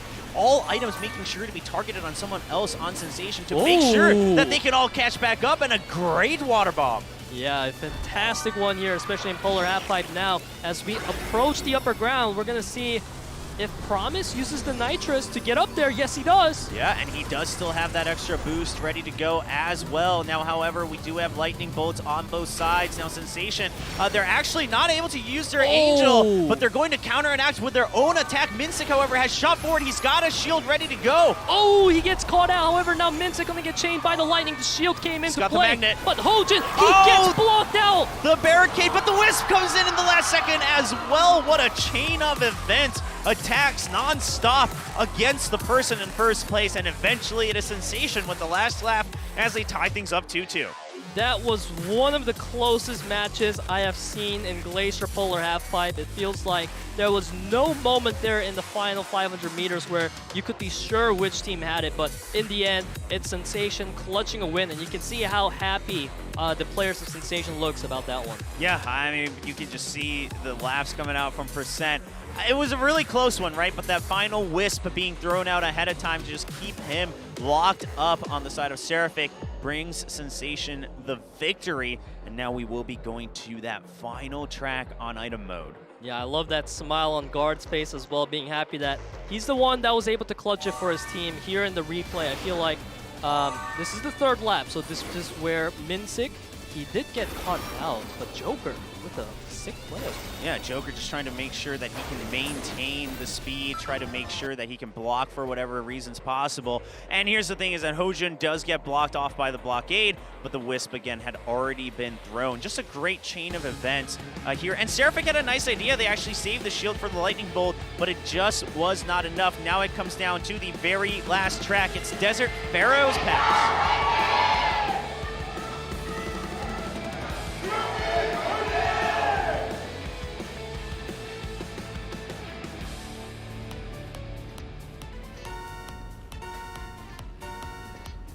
Sensation looking to close things out on item mode as well, but Seraphic trying to repeat what happened in the preliminaries and try to take us to an ace match rematch against Sensation. It would be really exciting to see that, of course, but so far, focusing on item round 5, it seems that there's no Angels or Lightning anywhere across the board this time. There's going to be a lot more emphasis on individual shields. Water Wisp, we've seen that being super crucial against Minsik in round 4. That was able to give the win to Sensation. Yeah, and of course we just saw the Water Bombs doing some decent work here in the tunnel as well. As we try to wrap up lap number 1, Hojin will fall off, but again, just the first lap, no big deal. He should be able to catch right back up. Yeah, but that's going to buy some nice time there because 2 members of Sensation got caught out by that. Now, Minsik going to utilize that and propel all the way into first place. We're seeing Joker coming up, taking the rear. I like that Minsik has double shield, however, and he's the only one with that. Yeah, and Percent, he did have an opportunity to use that magnet, but he says, okay, we still got a decent chance to overtake. I'm just going to save this for when it is needed. Again, you got to kind of start to prioritize what are the clutch items that we might want to start stacking together. Yeah, Guard, he didn't use a shield for that Wisp there, so he's going to fall behind into second place. Now, it's Scarlet, Snoopy, and Minsik going into the front. However, the UFO and the Water Bomb is going to slow them down. Yeah, we do have Hojin still picking up that item. He was almost blocked out of it, but he's going to just maintain the Water Bomb and the shield. Uses the shield to block the Wisp. Still got a bomb of his own. Yep, and Minsik, he was able to block out the UFO from hitting him there. So he's going to keep up the lead, but now it's Percent speeding across, holding onto a shield. Now he did need to cycle through that. So it's going to be Seraphic looking to take down Percent, who picks up double shield just in time. Yeah, both Minsik and Percent, they're going to avoid the attacks that come their way. But here's the thing, Peter, Lightning Bolt ready for Seraphic, double Angel Shield as well. So they are quite well prepared. As long as Minsik can maintain the first place, Percent will find the corner. Neither of these first 2 players have items in the arsenal just yet. Percent put a lot of emphasis there on blocking, but it didn't work out. Now it's Seraphic taking a huge lead off of that Lightning Promise with an excellent shield, able to speed right through the barricade into the finish line. Yeah, and even just a finishing Water Bomb to secure the victory here for Seraphic in item mode. And that does mean we go to yet another ace match here in Preseason 2 team matches between Sensation and Seraphic. I am super excited for this one. We get to see, I would say, more ace matches from Hojin because based on the form that he's been showing, I think it will be most likely that Sensation would want him to represent that match. Whereas for Seraphic, so far it was Minsik playing for the team, and also back then when they faced against Sensation, it was Minsik versus Hojin. So that repeat, I'm likely seeing it happen. Yeah, I mean, we'll have to wait and see, but it does seem likely. Of course, we'll have to wait and find out what the track is for the ace match as well. I mean, Seraphic, they just had the perfect arsenal towards the end of Pharaoh's Pass, right? They had the Angel, plus they had individual shields, they had their own Lightning Bolt as well. Everything to basically force the item dump a little bit earlier once again from Sensation. We saw the same thing happen on World Tour London Night earlier in round 3. Yeah, definitely. I like that Seraphic is keeping up a trend here where, at least in item mode, they're able to secure wins, because in speed, they kept getting 0-3'd, which happened again today against Sensation. So they are at a 4-loss streak right now in speed, where they weren't able to take a single round. So if they win at least the ace match here, they'll be able to take their first team win, which will be a big boost to their morale. All right, so most likely HyunSu on the side of Sensation, but we will wait for confirmation. It does look like it, right? He's drying his hands, he's getting ready. Looks like he might be logging into the server. We're just reading into as much as we can, and oh boy, it is going to be Mind-Winding Slopes. Another one of those tracks where you put a little pressure on your opponents, and there's just so many turns where you could make that one mistake that pushes you all the way back. And Mind-Winding Slopes is one of those tracks where in a 1v1 situation, it's really hard to catch up once you fall behind. So we're going to see our players take the stage here. Actually, Scarlet coming out for Seraphic, which is the turnaround, and HyunSu for Sensation. Okay, I like it from Seraphic. A little bit of confidence coming out from Scarlet, going on to Winding Slopes. It's just going to be a one-and-done race, 1v1, to determine who takes the victory. Sensation trying to break away from the bottom of the pack with a second win on the board. Meanwhile, Seraphic still fishing for their first one. Yeah, and I feel like Scarlet, if he's able to make his ace match debut here in Preseason 2 against the likes of HyunSu with his form right now, it's going to be a big boost to his own confidence as well as his team morale. Let's see which one of these two players are able to take that win in ace match in Mind-Winding Slopes.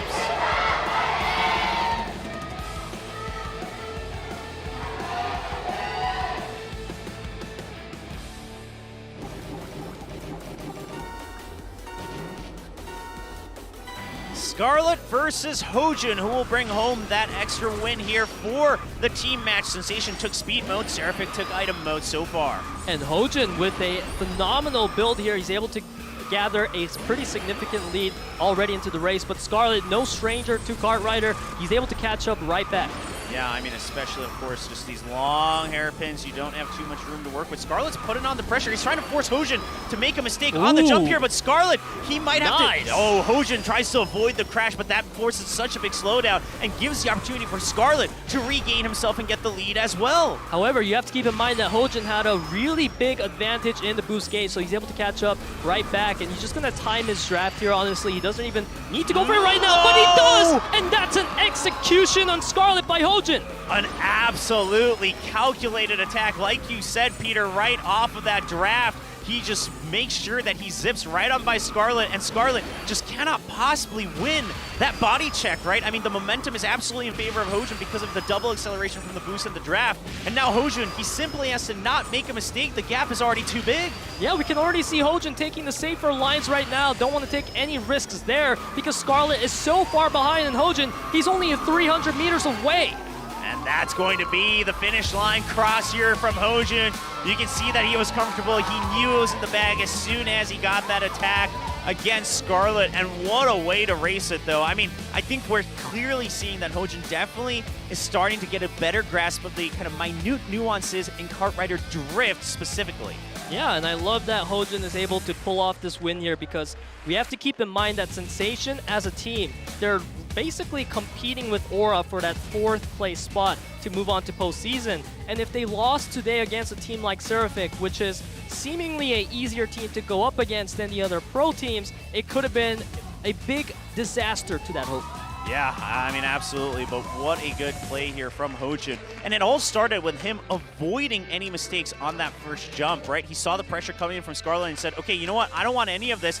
Maybe, if anything, because you're playing so aggressive, you make the mistake on the jump. He realizes Scarlet doesn't, but Scarlet also had to slow down just a tad bit to regain. And so HyunSu will immediately find that opportunity again as they enter the tunnels, forces that attack against Scarlet, brings home the ace match victory, and now Sensation gets gets another win in team matches. Yeah, I love that Sensation was able to continue their streak of having 3-0 wins, flawless victories in that speed mode against the amateur teams. As we take a look at the standings now, they are above Aura due to their advantage in round wins, exactly 1 win above them, as well as set round being 1 point ahead. Yeah, so Sensation, so far, so good. Now, they still haven't faced the likes of Guangdong Freaks, so that's why this win was so much more important, right? Because obviously that we all know is going to be a tough one as the defending champions. So Sensation's going to be very happy about this. This kind of keeps a pretty healthy hope alive to get into the top 4 for the postseason. Meanwhile, Aura,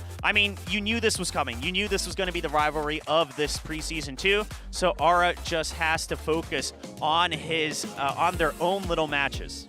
Yeah, it's definitely a big momentum boost for Sensation here to be able to now come in as the 4th place. And as you said, for a team like Aura, we keep talking about them as such a strong team that looks pretty formidable and likely one of the biggest challengers out of the non-pro teams. And now, with Aura being in 5th place, if Sensation or Aura loses even 1 game, it could be disastrous. Yeah, I mean, absolutely. I mean, every single win is going to matter. And again, from the likes of Sensation, again, still not a matchup against Guangdong Freaks. So every other match, they kind of want to guarantee that win because in theory, that's probably a loss. Not to say that it's not possible, but you just have to kind of give that little margin for yourself and say, okay, well, that's going to be our toughest match. So can we win every other match that now remains, as that is going to be kind of the one pro team that they have left facing right now in the round robin.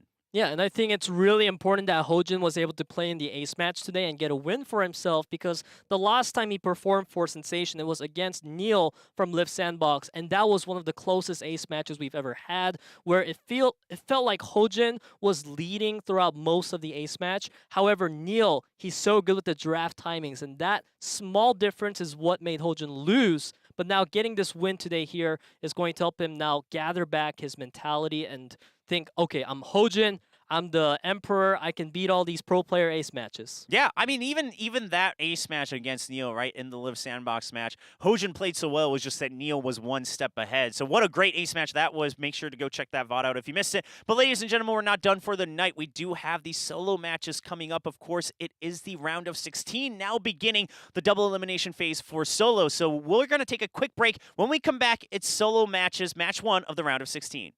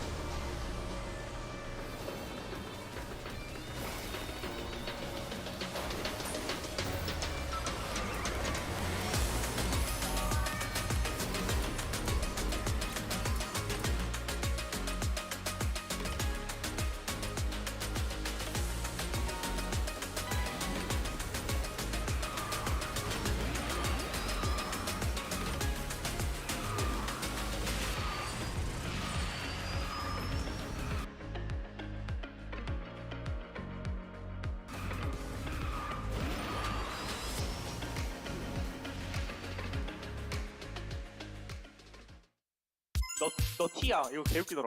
너 T야? 나 T야. 큐티, 프리티.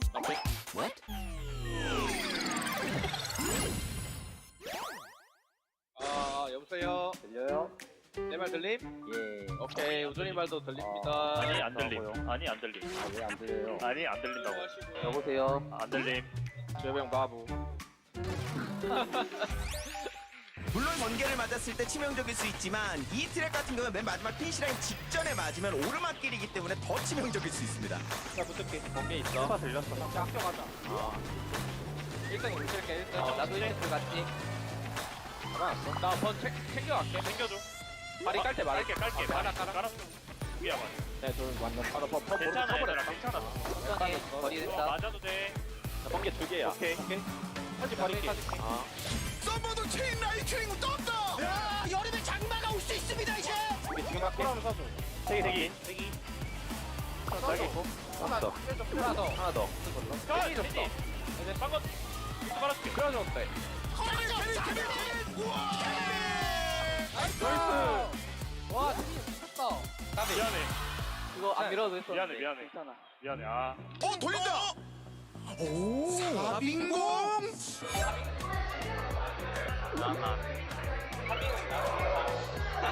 그때랑 똑같은 레코드 그냥.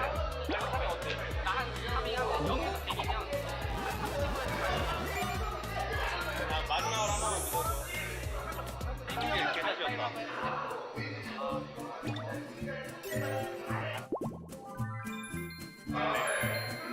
할 거 다 했다.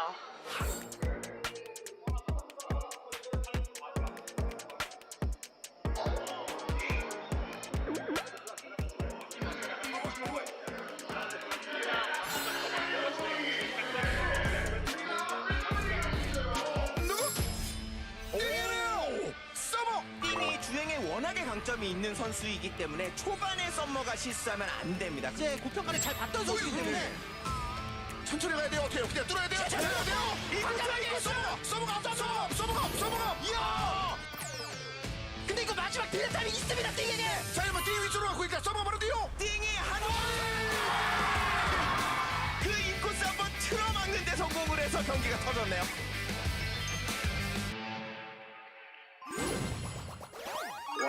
원투. 김태. 안녕하세요. 김태입니다. 안녕하세요. 안녕하세요. 센세이션의 문호준입니다. 센세이션 김태요. 좋고요. 가세요. 쇼타임도 2편 하면서 얻은 그 경험치가 있을 거거든요. 특히나 스피드전과 애결 능력치를 좀 성장을 해줘야겠죠. 저기서 꼴찌일 것 같은데. 아유 뭐 꼴찌면 어때? 너 못하는 거 다 알아. 뭐야? 아니 3위 꼴찌인가? 꼴찌야. 와 진짜 꼴등이네. 형 캐리할게. 아니 근데 나 초반에 버티다가 어쩔 수 없어. 너 T야. 이거 개웃기더라. 너 T야? 나 T야. 큐티, 프리티. 난 SST. 나 벤티. 이거 너 때문에 이거 방송 못 나가. 진짜 레알. 가감이 이에 붙어있는 상황에서 플레이를 살짝 날렸어요. 알았어요. 이렇게 앞에 있어. 천천히 와볼게. 과감하게 앞서니. 좋아지죠. 이러면 뭐 조커가 막 흔들어주면서 원투는 조금 더 멀어집니다. 꼬아놨다. 나 왼쪽 막았어. 살짝. 자, 나머지 순위도 쉽지 않네요. 이렇게 원투로 들어올 때 야무졌다. 와, 뒤로 개빠른데? 내 주행. 내거 뺏어. 내 주행. 어때? 은경이랑. 내 주행 어땠어? 야, 너 레코드일걸? 자, 어떤 전략으로 가져갈지 우선 하나 등장했어요. 일단 안다 이거. 번개 있어. 3파였어. 왼쪽 어, 돌면서 사이드 좀. 가량. 나 앞에 붙게 일단. 실드였다. 다리에서 하고 지훈아 나 빨고 째빨하자. 오케이. 돌 간다. 야, 먼저 할게 이거. 네 먼저 하세요. 나 빨렸어 해지. 경기 만든다. 너무 늦어. 오케이. 빨아봐. 기다려봐. 늦게. 해봐. 머리 할 거야. 맞아. 빠졌어. 나 이거 못 가. 어디? 앞에서 발이 하나 빨고. 일단 빨았다. 2등 8이 줬어 그러면. 2등 줬어 따르면. 어때? 유영아 어때? 나이스. 일부러 2등 8이 줬어. 나 1등 빨았다 해서. 나이스. 개잘했어. 나 1등 잡을 수 있어. 8이 나 여기라고. 요. 아 시끄러. 아 누구야 소리 지르는 거? 홍성민. 정민아 좀. 아 여기서 계속 소리 지를 거야? 미안. 야 홍성민. 너 뺏어 먹냐? 야 부모님 오셨대. 뭐라지 마. 오케이. 우리 살아야 돼 오늘은. 아 오케이. 성민이 살려. 지금부터 달려보시죠. 어디 내가 밀게. 제가 습관적으로 가끔 거짓말을 해요. 오디오 이슈로 네. 말해봐 한 명만. 말해봐. 안 들려. 김다원 바보 멍청이 똥개. 안 들려. 맞아. 손들어. 야, 니 잘못이니까 빨리 사과해. 카메라 대고. 화이팅 합시다, 여러분. 빨리 사과해요. 실패도 될 테니까 편하게 하자. 이래 들어갔다, 이제. 들어갔다. 고정. 알았어? 계속가. 오, 너 떴다, 이거? 괜찮아? 우리 팁할 수도 있어? 막아놨어. 가봐. 한 명의 선수가 아래쪽으로 떨어진 상황이기 때문에 어차피 이제는 상체 싸움이다라는 생각 갖고 있어야겠고요. 끝까지. 한명 숨겨나와. 1등 고정이다. 일단 잡아보자. 가봐. 나 뭐야지, 정빈아? 3만 해봐. 스탑했어. 그냥 가봐. 나 8등이야. 한 번만. 뒤로 스탑했는데 과연 여기서 콜이 들어옵니다. 해봐갖고. 나이스. 한번 돌렸다. 일단 잡아줘야 하나.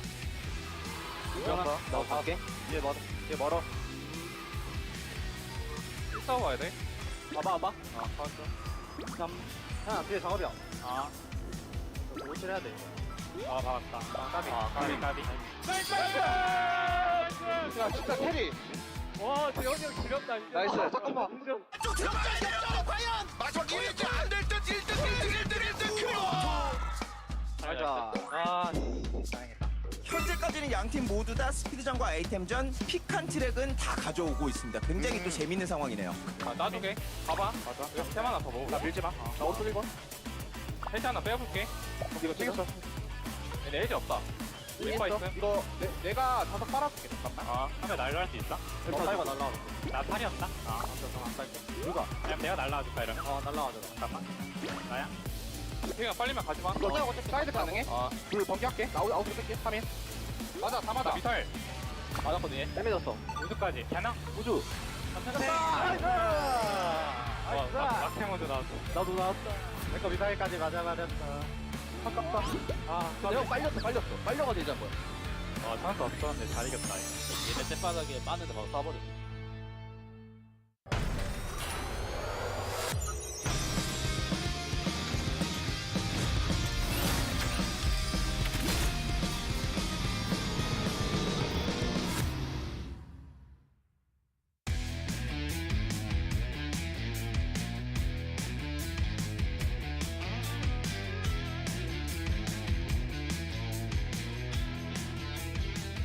Welcome back, everyone. After that short break, we are now getting ready for our first round of 16 solo matches. My name is Will, continuing with Peter here at the KDL Preseason 2. Yeah, it's been really exciting to see the team matches today all go down to the ace matches. Yeah. We've talked about this earlier, Will, how in Preseason 2, so many matches are being taken to that ace match, and it is coming off the back of a lot of the amateur teams, which is really exciting. But now we're going to go another step higher in that mountain of excitement and see the solo match. Yeah, so as you can see, we started with the round of 32 after the qualifiers before coming into the stadium here, and we're now already in the round of 16. Now in the round of 32, just to move things along, that was a single elimination stage, and the bottom 4 of each group are eliminated. However, now we have 2 groups of 8, and it is a double elimination format, so even if you don't make it into the winner's match, you still have another chance to redeem yourself in the loser's match. Yeah, those extra chances matter a lot because you want to make it to that final 8, which is really hard to get to, but once you get there, you have a chance to be in that top 2 like Cool and Neil did last time, and they were able to fight it off. It was Cool who became the champion of the solos in Preseason 1. This time, he's playing in their Group 1 today, round of 16 match number 1. There's SUNGBIN, HyunSu, World Ding, Neil, Joker, Duzzi. All of these players we recognize as really good kart rider drifters. Yeah, so here's the thing is at match 1, yes, we have 5 of those players who were in the final 8 of Preseason 1, so immediately just purely in drift, already the rankings are very high. However, match 2, you could see the names at the bottom of your screen on the previous image, is just as strong in terms of personal career highs. So it's going to be a crazy round of 16 no matter what. And now we're looking at each group's number 1 seed coming in from the round of 32. Yeah, cool. It's no surprise to see him there. Hero, SUNGBIN, and Looning. I do think that with these 3 players being in that rank 1 position coming out of round of 32 is a bit of a throw-off because they're not as, we could say, privileged and had a lot of wins in the solo matches compared to the likes of Cool.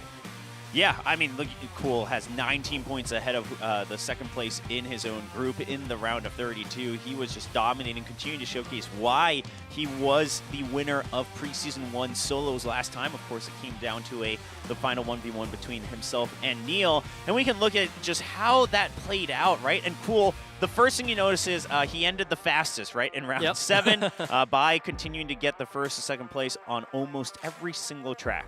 Cool likes to race with his cool style, of course, finishing it off before anyone else. And Looning is a player that has been hyped in Preseason 1, hasn't been able to shine too much, but now here in Preseason 2, he is doing phenomenal here for the solo match.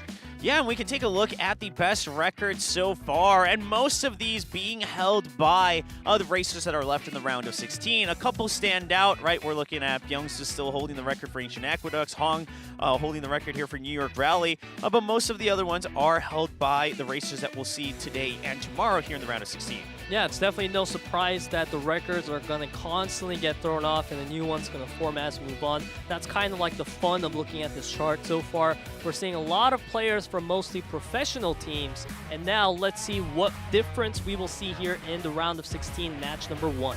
Yeah, I mean, just look at the pictures up on that screen. Today and tomorrow, the solo matches should be stacked. I mean, just overall, the round of 16, it's kind of crazy to think that we're still going to have to eliminate 8 more from here to get to the final 8. But Cool, just saying you need to become better. Not sure if he's just motivating himself or telling everyone else because he is the defending champion of the preseason so far here in Kart Rider Drift. Yeah, you can see his records there are all clean. He's in first place or second place for his stats respectively coming out of his group. Cool, being that defending champion of solo matches, looking to once again finish on a high. And of course, his teammate SUNGBIN just saying, I want to have some fun, but of course, part of that fun would include going to the winner's match, because traditionally, at the end of the day, most of the racers that enter the final 8 have gone through the winner's match. Even if you don't go right away, you go back to the final match and you redeem yourself because you've had that lead. Yeah, it was definitely a bit of a struggle to get up here for SUNGBIN despite being in first place. HyunSu.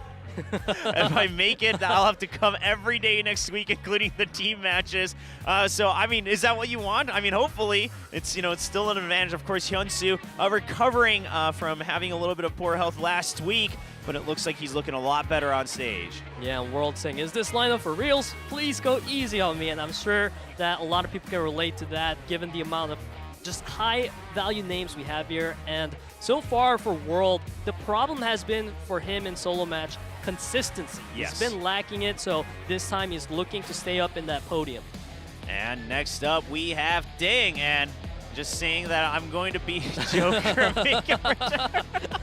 Why does Joker?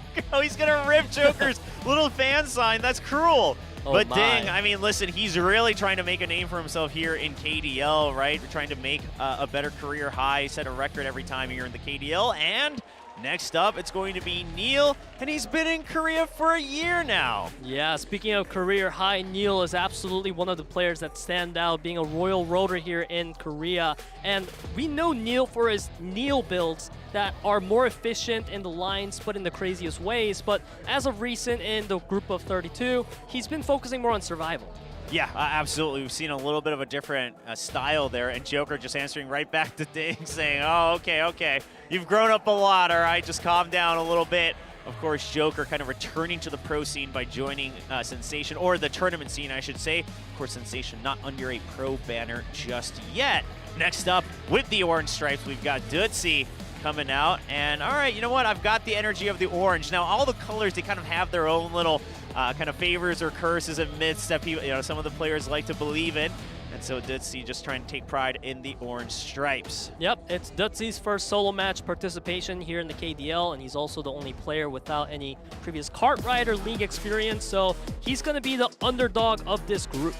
Yeah, absolutely. I mean, all eyes on Duzzi, quite frankly, because mostly just in the team matches of KDL so far, we've obviously highlighted his name quite a bit, but solo matches with this lineup, it's a totally different story. Well, ladies and gentlemen, we are going to be kicking things off on track number 1. We go to Village Boom Hill Tunnel.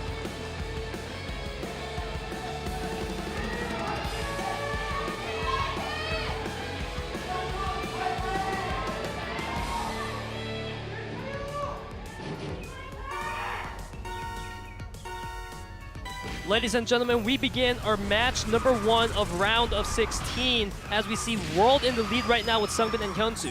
Yeah, and you mentioned it earlier, obviously, World, the biggest problem has been his consistency. When he's good, he's so good, but being able to constantly get the podium finishes, right, get the most points, has always been the trouble where he can't quite, get into that first seed, get into the final 8, get into the final 2, things like that in the past season. Ooh, SUNGBIN going crazy right now, knocking out a lot of the players while maintaining his position. You can see he's recovering right there into first place. Yeah, meanwhile, NEAL just kind of sitting back at the later part of the standings. Now HyunSu trying to maintain a podium finish right now, and Ding's right behind him alongside Duzzi. Yeah, World has been pretty consistent so far in maintaining that first place. Now it's HyunSu really trying to contest that as well, as we see SUNGBIN. He's trying to go for the railing play, and he gets second place. No, first place off that. Yeah, it works out well for him. Same for Duzzi as well. Duzzi had to greed for a little bit of that boost gauge, but it finishes well for him, and he's able to try to avoid the collisions, try to maintain it, but he gets Duzzi shoved right into the crates on the shortcut. That's going to push him all the way down to 8th place. Meanwhile, it's a race between SUNGBIN and HyunSu. NEAL trying to see if he can get overtake SUNGBIN! Wow, HyunSu gets checked right away. He'll still finish in 3rd, but that gives that opening for NEAL to sneak right on into 2nd place. SUNGBIN has been the most aggressive player so far in around number 1, and the way he makes it work, usually when you go for aggressive plays like these, the risk is that you could lose your own line, your own momentum, but SUNGBIN, he sacrifices none of that, comes in first while knocking down his opponents. Yeah, I mean, HyunSu looked like he was going to make a good run for it, but at the end of the day, he gets bumped right into the corner on the last turn. NEAL will slide right on by. And here's the thing, cool, he only finished 6th place to begin with, so does he need a little bit of warm-up time today? We'll have to wait and see.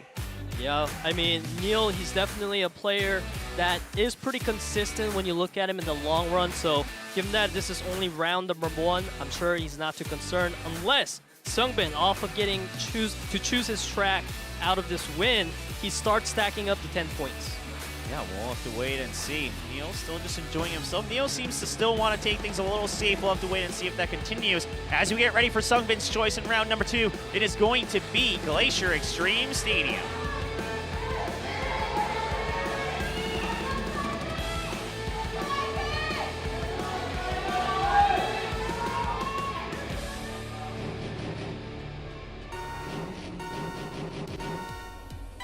And of course, SUNGBIN will be choosing the track that he currently holds the record for, showing the confidence here on Glacier Extreme Stadium.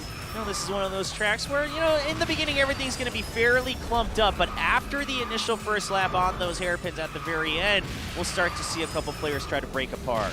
But the positive news here for Duzzi is that he's been able to maintain a top position pretty consistently thus far. But of course, it's now NEAL going for the tight inner lines that's giving him that first place. Ooh, and I like that Duzzi didn't shy away from the fight there on that corner, right? Oftentimes what we see is a lot of players who aren't too used to the solo matches, in the round of, or in a group of 8, you get a little scared of the physical battles, but Duzzi says, no, I'm not giving up this line, I'm not giving up this build. He's trying to contest for the podium. He's still trying to fight against World as well. Yeah, Duzzi lost out on the line bit, and Joker was able to block him out completely. Now Duzzi falling back into 5th place. It is a battle between NEAL and World as NEAL jumps out.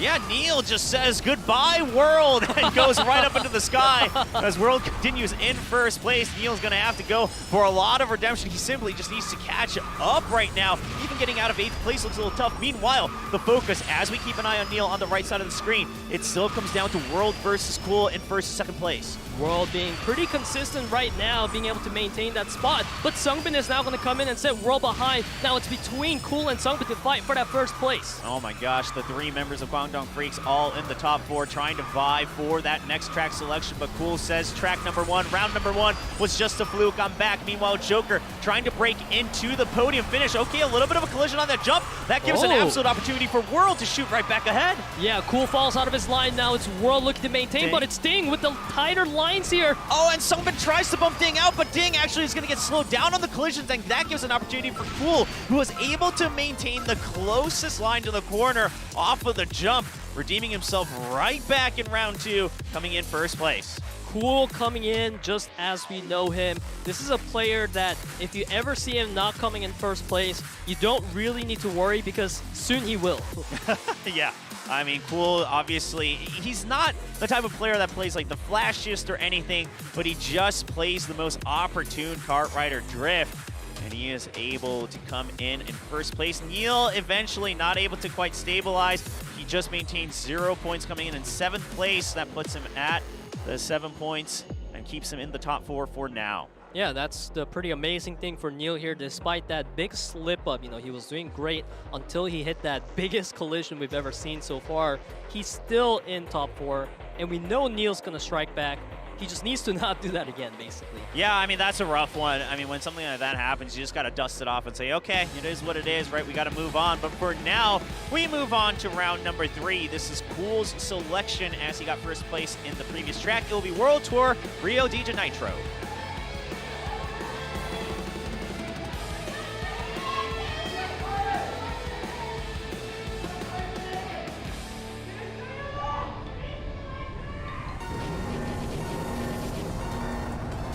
Round 3 of round of 16 starts right here, right now in Cool's track of selection.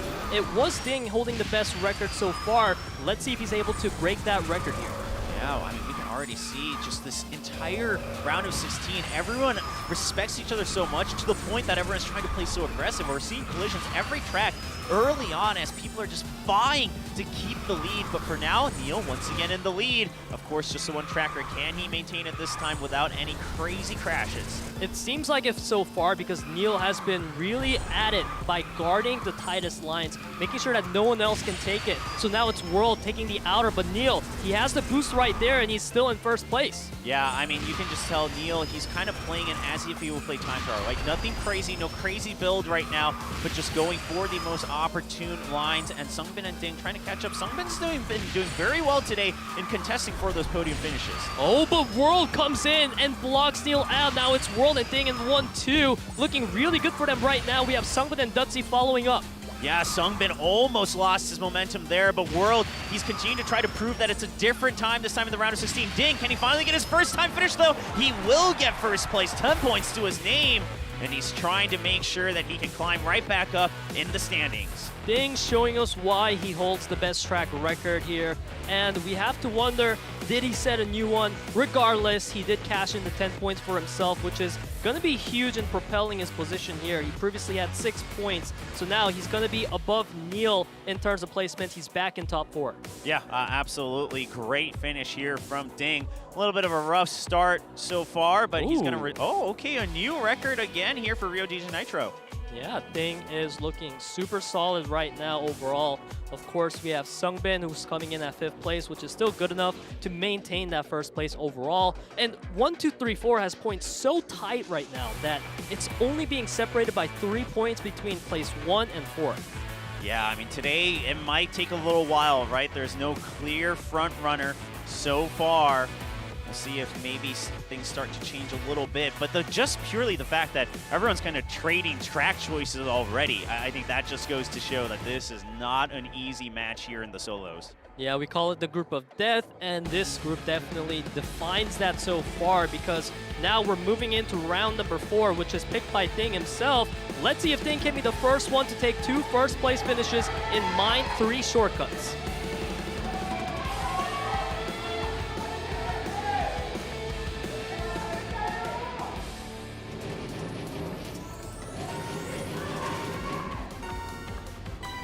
were Ding's choice, but currently in terms of points, it's still SUNGBIN in the lead with 18.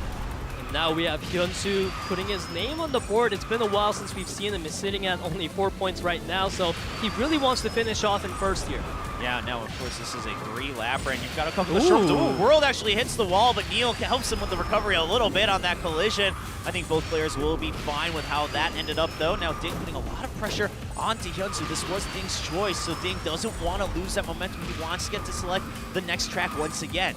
Yeah, HyunSu is having a really healthy lead right now, along with Ding. NEAL really far away. It's like a 2v2 happening in the top 4 section. Cool also being in the flank, trying to get in the top 5. Duzzi, SUNGBIN, Joker, nowhere to be seen. Yeah, and I love what Cool did as we entered lap 2, right? He realizes there's no one around him, so he takes that as an advantage to continue his continued drifts to make sure he maintains that boost gauge, and he's able to find an opening to try to catch up. Yeah, but so far, HyunSu has been winning that 1v1 against Ding, so maintaining that first place here as we see Cool and NEAL fighting it off in 3 and 4. This position is not changing anytime soon. Yeah, I mean, the biggest thing right now is HyunSu, right? He's still able to hold on to that number 1. Ding's putting a lot of pressure on, but like I mentioned, Cool, after that beginning of lap 2, he's now able to kind of be ahead in boost gauge almost against the top 2 players. He's trying to find an opening, and he's putting on pressure against Ding. Now Ding has to worry about 2 players instead of 1. You can see Cool taking the most aggressive turns each time to get the most perfect angle to now boost in to place. Now he is putting a lot of pressure on Ding and HyunSu here. Will he be able to take away the 1-2? Oh, he enters on the side, but he bumps the wall, just barely not able to maintain the acceleration. And Ding will be our first player that finishes first 2 tracks in a row, getting yet another track selection for round 5. That is so big for Ding there, because not only is he in top 4 now, he's gonna be the leading player given how close the points were previously. Now, HyunSu racking up some points for himself as well is going to put a lot of high contention in that top 4. Yeah, I mean, that's the big one for me, right? HyunSu finally getting back into the running here, but we'll see if that's going to be enough because he's still a little ways behind. But good news for him is like players like World, right? They didn't actually get much points here this time around, so that was a bit of a rough one. Yeah, we see Ding, Cool, SUNGBIN, and World in top 4 right now. NEAL not having the best day so far, sitting at 13 points, only 3 points away from entering that 4th place. But you have to keep in mind that it goes down all the way to the 7th place, that every single player is above 10 points. Anyone can still enter top 4. Yeah, and just, you know, a couple of the other players cheering for Duzzi to get that winner's interview, try to stay in the lead. But Duzzi, he's still got a little ways to go if he wants to make that happen. Currently, it is going to be Ding selecting yet another track, and he's going to be taking us to our next round on World Tour New York Rally.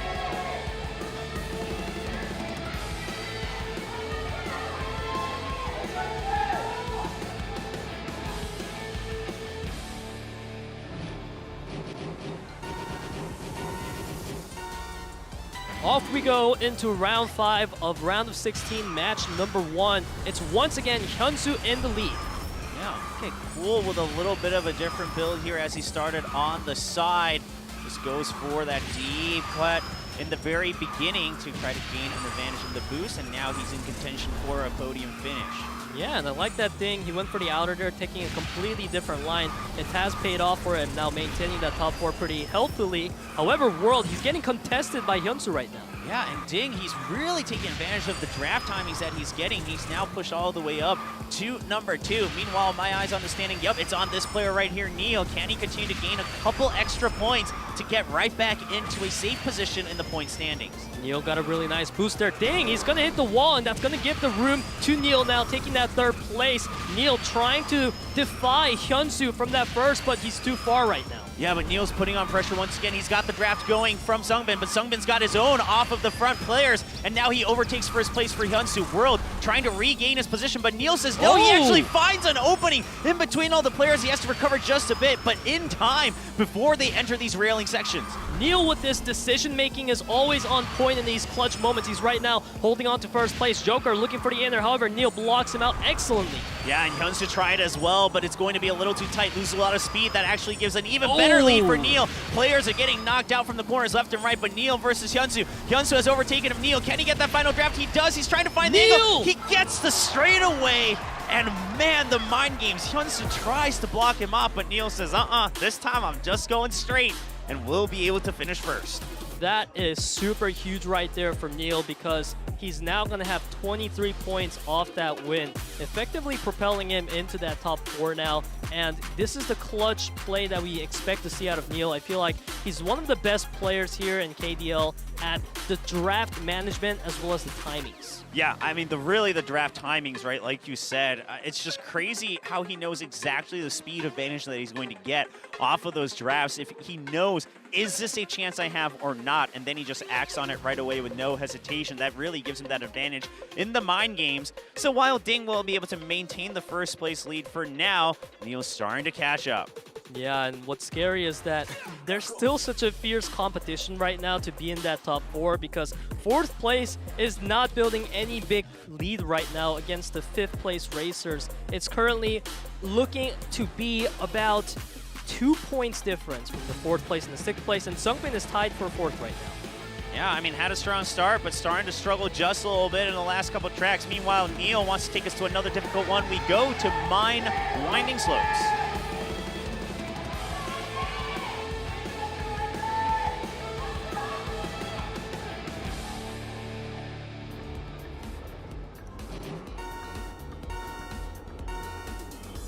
Here's a racer that we haven't talked about in a little bit. Joker, he's been pretty quiet. Can he redeem himself? Oh, Ooh, HyunSu gets pushed right into the pillars off the start, and he is pretty much out of the picture as we just got started here on Winding Slopes. That is really unfortunate for HyunSu because he was tied for 4th place with SUNGBIN. The only thing he has going right now is that SUNGBIN is in 7th place. We see NEAL, he's trying to go for the 1st place here, but Cool will be his biggest opponent. Yeah, NEAL's got a lot of players right behind him, so he wants to watch out. He's actually going to still play Joker! aggressive. And Joker is the one who actually pays the price of all those members being clumped up. Hits the pillar, gets knocked off the track. Meanwhile, Ding with an aggressive jump. However, NEAL still maintaining a better speed, so he's able to keep that 2nd place for now. Yeah, NEAL had a beautiful inner line there. Once again, Ding losing out on the corner. It's NEAL trying to contest Cool now, but Cool is a bit too far away. Yeah, Cool's just racing far, far ahead. There's not too many opportunities, but NEAL is getting in range of draft. You can see it's starting to blink a little bit. And as we start to enter these final hairpins, NEAL, if he can maintain the right angle, he should be able to find an opportunity. NEAL with the spin turn. Yeah, he's doing it to try to catch up. He's now has an opportunity for the draft. Can he get it in time, though? No, Cool's not going to give him the time of day, and Cool will be able to cross the finish line first. NEAL comes in 2nd. Man, I like that execution of the spin turn from NEAL there, and usually when players are able to execute that to perfection, it does give them a sizable lead, but that's how far ahead Cool was. This guy, he's been taking the tightest lines throughout the whole race, not making any mistakes, and that's why he was our defending champion from solo match of Preseason 1. Yeah, absolutely. Just cool, calm, and collected. Comes in 1st place. Sets a new record as well here on Winding Slopes. Yeah, that's definitely a nice thing to have under his belt. He already has many trophies, but you would love to add another one there. As we take a look at the standings now, HyunSu is in 4th place, only 2 points ahead of World and SUNGBIN, while NEAL, he started to build that lead that he wants to make sure that he's in the top 4. Yeah, the top 3 starting to look pretty safe, but of course, that 4th spot to try to get into the winner's match still looking like it's up for contention. And now we wait for Cool's next selection for round 7. So far, it's only Cool and Ding that's been able to finalize in 1st place twice. And whichever player between the two gets their 3rd 1st place finish might be able to close off the race real soon as we get ready to enter round number 7 in Forest Zigzag Timberland.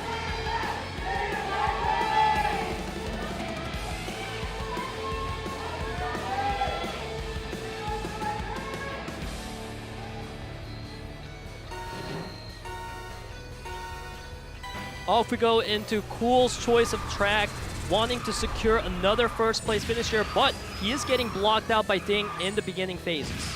Yeah, and Duzzi trying to finally get some podium finishes. He's only gotten one in 3rd place so far 2 tracks ago. Can he try to put his name back on the board? He isn't that far away from 4th place, so if he can get 1st place, get another track selection, that could be the start of Duzzi's comeback. Yeah, both Cool and Ding are really far behind right now in SUNGBIN. He is struggling with consistency. He has been consistently in that bottom 4 in the beginning of the races as of recent. Now it's NEAL and Duzzi fighting for 1-2. Yeah, NEAL, he's really starting to make a comeback after a rough start in the first couple of tracks. We'll see if that can continue. But Cool, he somehow made a name for himself. Oh, Duzzi does get bumped off the railing a little bit, but we are still only in lap number 1. Of course, these hairpins, I mean, it's a choice between collision or do you make it safe? Oh, everyone's trying to just make sure they don't make way. Yeah, NEAL tried to take the perfect line there, but he's going to pay the price for that. Not too much, though, because he's still in second place. Not too far behind World. He's taking little collisions, but they don't matter because overall, NEAL's line is still really clean. Yeah, but Duzzi put so much pressure that NEAL eventually hit that wall, so Duzzi took the risk of getting, or losing speed rather, and he actually makes an opening for himself to try to get back into podium finish, maybe even potentially first off this draft. Yeah, World really trying to protect that right now by hugging the inners that other players are trying to take. Now it's NEAL trying to look for a way to pass Cool. Yeah, and of course HyunSu and SUNGBIN, 2 players who also desperately want some big point bonuses to try to make sure they can secure a 4th place spot to get into the winners matches. We've still got a couple more tracks to go, but you never know when it's going to end once you see players like Cool try to get into first place. World has been holding on to that first place pretty firmly so far, but now Cool and NEAL putting a lot of pressure right now, and that may be enough for World to give up some of his line, but so far his blocks have been excellent. Yeah, but NEAL, look at this. He sees the opening as World and Cool fight against each other. NEAL finds that opening. He weaves in between. He is a survivor of that collision so far, but World still holding on to first. Yeah, Cool was the one who took the most damage out of those collisions. Now Duzzi comes in with the best line there. World with the recovery. This 1-2 fight is so intense. Yeah, Duzzi had the draft, but he was a little too tight, so he loses speed as he comes out of the turn. Does he have one more chance? It doesn't look like it. World is going to be able to finish first, and meanwhile, Joker finally getting a podium finish for himself in 3rd. My goodness, Joker definitely having a rough time today given how tightly packed this group is here in the match number 1 of round 16.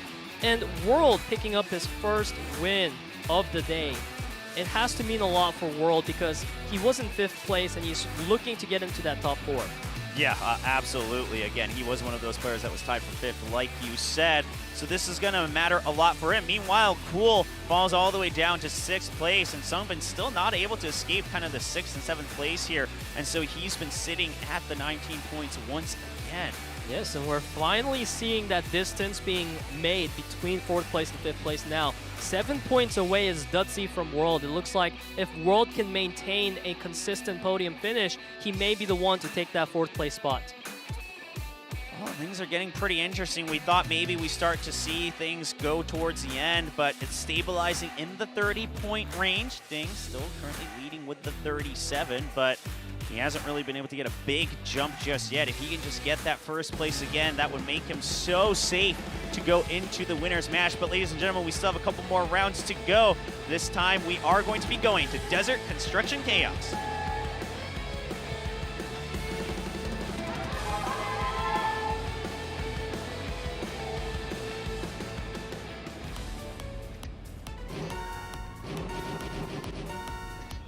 World's first choice here in the round of 16. He finally gets that first place. Brings us here to Desert Construction Chaos.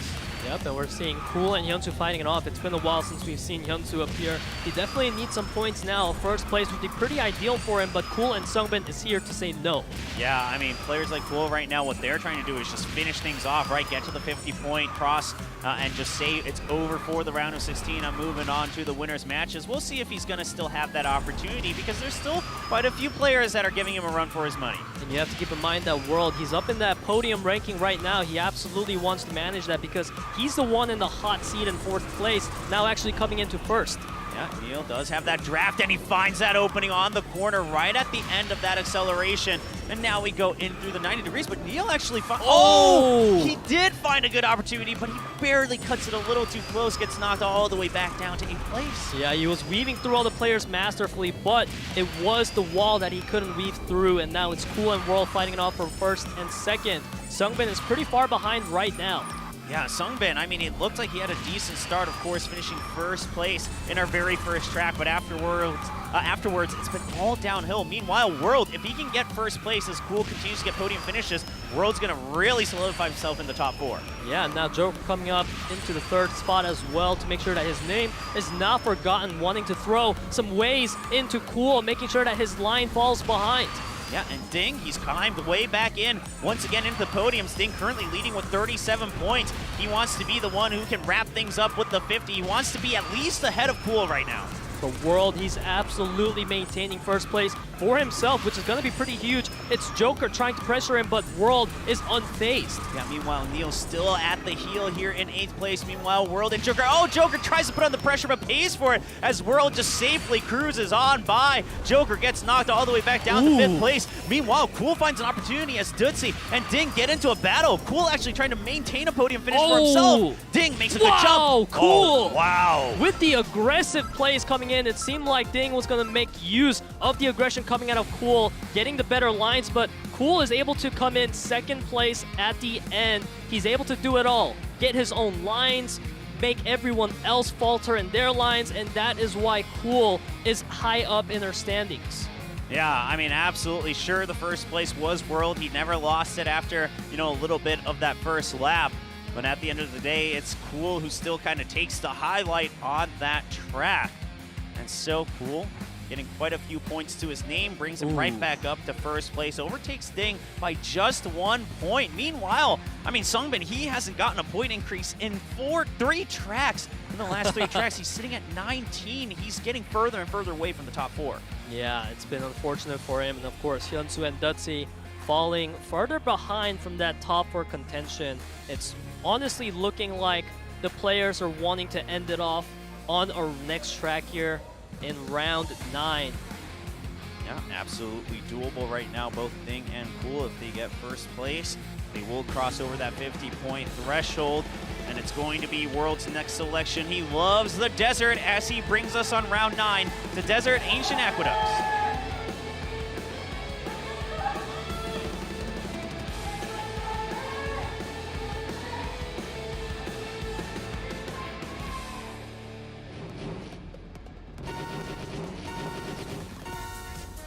We start off for round 9 in World Selection of Track, looking to be the first 3 first place finisher in this race. Yeah, meanwhile, I mean, everyone else is trying to just climb right back into the top 4. They gotta hope that Ding and Cool don't get the first place, whether it's by your own hands or someone else's, because they just want 1 or 2 extra rounds to try to gain some more points. Yeah, Duzzi right now, he's been having a pretty easy time up here in the first. Now, Ding is applying some pressure to him. SUNGBIN coming up as well, like a hyena, to make use of that, and he's able to take first place. All right, SUNGBIN trying to get right back into the running. It is a little ways away, but same thing with Duzzi. He's sitting at 5th place with the 25 points, but they are 10 points away from 4th place in NEAL with 35.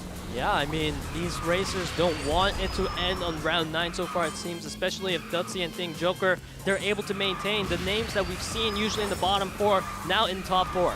Yeah, I mean, Ding, he wants first place, of course. He wants to wrap things up here as we enter the second lap. Same thing with Cool. However, Duzzi says, I need you guys to not get first place. I got to maintain. Ooh, Joker just trying to maintain some speed, but there's a couple more turns there. Not able to recover in time. Yeah, Duzzi having a phenomenal run right now. Of course, Cool. It feels like he's always in top 4, applying pressure to everyone around him, and now it's Ding who is behind him, and Ding just managed to now take the lead. Yeah, meanwhile, HyunSu's another one of those players that's tied at with 25 points at 5th place. He wants to get up there with Duzzi. However, it's all for naught if Ding or Cool overpasses Duzzi to get first place. Yeah, Cool looking for that right there, but he did collide into the wall. Now gives all the space opening to Ding and Duzzi. Ding looking to win the body checks, and he does. Yeah, Ding positions himself so well from the out to in. However, he's not able to maintain his acceleration. Duzzi will survive, gets the recovery, and now Duzzi, can he survive in the last corners? It looks like he defends himself. Cool. But Cool, oh my God, barely not able to take over. And ladies and gentlemen, we still have at least 1 more round to go. Yeah, that was the first place finish for Duzzi there, and it seems like Duzzi, he wants to come back. It might be too late for that, given that most of our players are now potentially 1 race away from ending it all, especially if they end in first place. But, you know, we can never say never. Yeah, I mean, you never know who's going to start to falter just all the way down to the end, depending on track selection. But we do have Cool now 1 point away from the 50, so he can really finish anywhere in the top 5, and he should be able to, or top 6 rather, and wrap things up for us here in the round of 16. Yeah, right now, Duzzi actually 1 point away from NEAL for that 4th place, so it's going to be really important to keep our eyes on the position of World, NEAL, and Duzzi coming into round number 10. All right, well, I mean, quite a few players can wrap things up. Duzzi, of course, the 10 points is going to help him a lot as he tries to catch right back up. Is it going to be enough? And also, what is going to be his next track selection? His first one here in the round of 16. Yeah, I mean, he better pick something good because he needs to make sure that Cool does not get anywhere in top 6 as we get ready to enter round number 10 held in WKC Korea Circuit.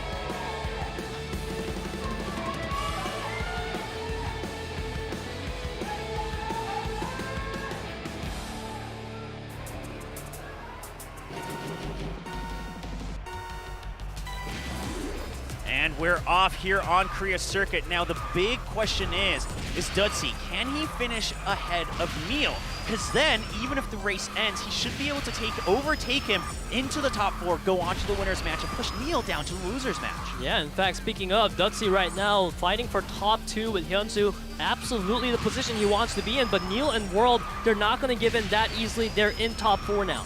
Yeah, it is curious to me that Duzzi, obviously we're kind of running out of track selections here in the first round to go, but he goes for one of those WKC tracks, right? A little bit of a wide track where you can just play your own race. You don't have to worry too much about physical scuffles. He just wants to race on his own time, and it looks like that's favoring him so far as he continues to maintain a podium spot.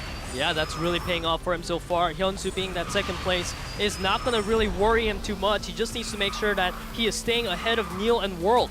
Yeah, and here's the thing. I mean, as long as Cool stays somewhere here in the front of the pack, the race is going to end after this track, but the question is, who gets into the top 4? NEAL currently at 8th place, so it's looking more and more likely that Duzzi should be able to keep ahead in points. Yeah, he's keeping ahead, but World is also ahead of Ding right now. But as you said, Ding just needs to beat out NEAL, right, to get into the top 4. So basically, he needs to never allow NEAL to pass him. Yeah, oh, NEAL's coming back over, though. Duzzi, he cannot sit in 8th place. He's going to get the draft timing to overtake a lot of the other players, but everyone's still so clumped up that the draft timings are where things are going to shine. And NEAL, if he finds one towards the end, he might be able to come right back in to the top 4. Ooh, yeah, Duzzi is trying to take the tighter lines here to bypass the players. They haven't given him that room, but now he finds a way to get into top 3 contention, followed by World, and NEAL is all the way down in 7th. Yeah, NEAL just wants to climb right back in. He doesn't want to let go. It's Duzzi versus NEAL. Duzzi currently 1 spot ahead of NEAL. While it does look like we might have a finish to the track, but my eyes are on the standing. Duzzi, does he come in before NEAL? He does.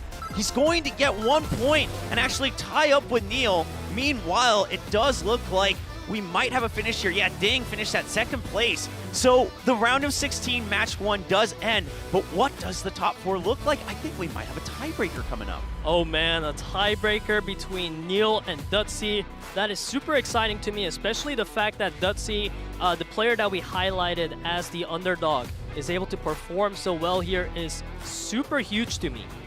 Yeah, we'll have to wait and see. Yeah, there you go. Tied for 36 points each. So Ding, Cool, and World will be moving on to the winner's match. However, NEAL and Duzzi will have to play a tiebreaker, and HyunSu, SUNGBIN, and Joker will have to await their match in the loser's match. This is a completely different environment now. In solo matches, you've had 7 other players to worry about, but when it comes to the tiebreaker, it is just like an ace match where you are fighting for your own life. 1v1, and the pressure for Duzzi right now, you can see it on him, going against a player like NEAL, who's so well known for his solo plays. Yeah, now here's the thing, is that while NEAL's been playing kind of safe and sound here for a lot of these 8-man races and solos, when it comes to 1v1s, we probably see a little bit of that aggression and creativity once again, right? This is where he shines. This is where he can play his own game, not have to worry about other players messing him up from behind or something like that.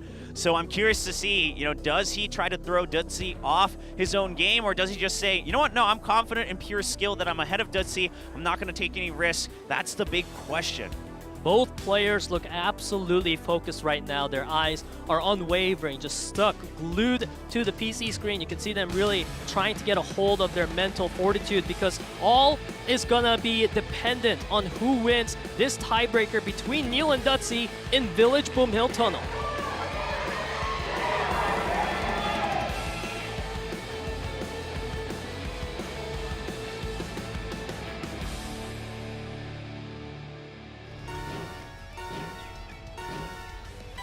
And they're off as we have 1 spot left in the winner's match in the round of 16 of solos. It's green versus orange, NEAL versus Duzzi.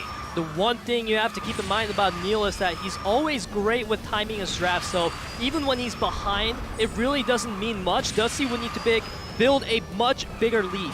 Yeah, and one thing you'll notice is that NEAL, while he stays behind, he gets these drafts just to keep up, but he doesn't always use it right away to try to overtake. He doesn't take that risk. He knows he just has to take over in the right time once. You don't have to constantly compete for the entire track. Yeah, you can see NEAL focusing mainly on the boost gauge management. Both players are pretty equal so far. And as you said, Will, NEAL is just staying behind Duzzi, but does take this opportunity to use that draft. Yeah, he sees Duzzi bump into the wall a couple times, knows he's lost speed, and he says, well, this is the moment. I don't even have to wait for that final draft. However, now he needs to play defense against Duzzi a little bit. Oh, he tries to bump Duzzi into the wall. A little bit of aggression coming in, then uses the draft to try to take back over. However, Duzzi from the out to in. NEAL bounces him against the corner. What a block as NEAL enters the shortcut. And Duzzi, he's trying to recover. It's too tough. He has so much to do, and NEAL starts to cruise away as he gets 100 meters close to the finish line, and NEAL will safely cross it and secure the winner's match. NEAL threw attacks after attacks at Duzzi. They weren't working, but when it mattered most, it connected and it completely executed Duzzi's line, and NEAL takes a win in a NEAL fashion. Yeah, I mean, exactly like we said, right? He's always played it safe and sound when it comes to 8-mans, but when you go to that 1v1, you don't know what you're going to get. Meanwhile, you've got Ding with a little bit of a crying celebration here. But of course, Ding was able to wrap things up for us here in the round of 16 alongside Cool and World initially, and then NEAL will be able to close things out against Duzzi. And I mean, Duzzi tried his best, right? Even after NEAL takes him over the first time, Duzzi actually defended against the attack on the bridge jump. But NEAL, the way he positioned himself, what's crazy is that Duzzi, in theory, had the better line going into those 90-degree turns. However, NEAL just says, well, if I maintain my speed, you just get bumped out against the wall.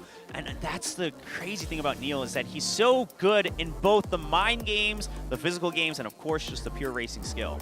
Exactly. Not only do you need the physical racing skills, it's also important that your decision-making is on point when your heart is racing in those clutch moments. And we've seen NEAL be right so many times on this decision-making so far, and that is exactly what bought him this spot in top 4 of round of 16 winners match. Yeah, and of course, we have Ding and Cool actually tied for 53 points back at the WKC Korea circuit as well. So they are in first and second, World, and then NEAL. Now, the bottom 4 racers, as you see on your screen, they will still have one more shot in the losers match, but after that, it's elimination. So they have to win that and then go to the final match of the round of 16 to try to redeem themselves to go into the final 8 of solos here in Preseason 2. Yeah, I feel like HyunSu and SUNGBIN and Joker, they were really struggling to put their name up on the board. Sometimes, yeah, they came up onto that podium during the race, but they weren't able to maintain it going all the way into the finish line. And you can't really blame these guys because this has been, after all, probably our toughest group in solo matches so far, and they still have another chance. Yeah, I mean, here's the thing, right? SUNGBIN had such a strong start, and then from round 4 through 9, he never got above 6th place. So he wasn't really making any differences in points. Like you said, it's more about the consistency. Maybe not even getting first place, but constantly getting 3rd place, constantly getting the top 4, something like that, to maintain a point buildup is going to be important. But we'll have to talk about that as we continue the round of 16 later. For now, let's review how the matches went today here at the KDL Preseason 2. We kick things off with a team match between 2 amateur teams in ShowTime and Potential.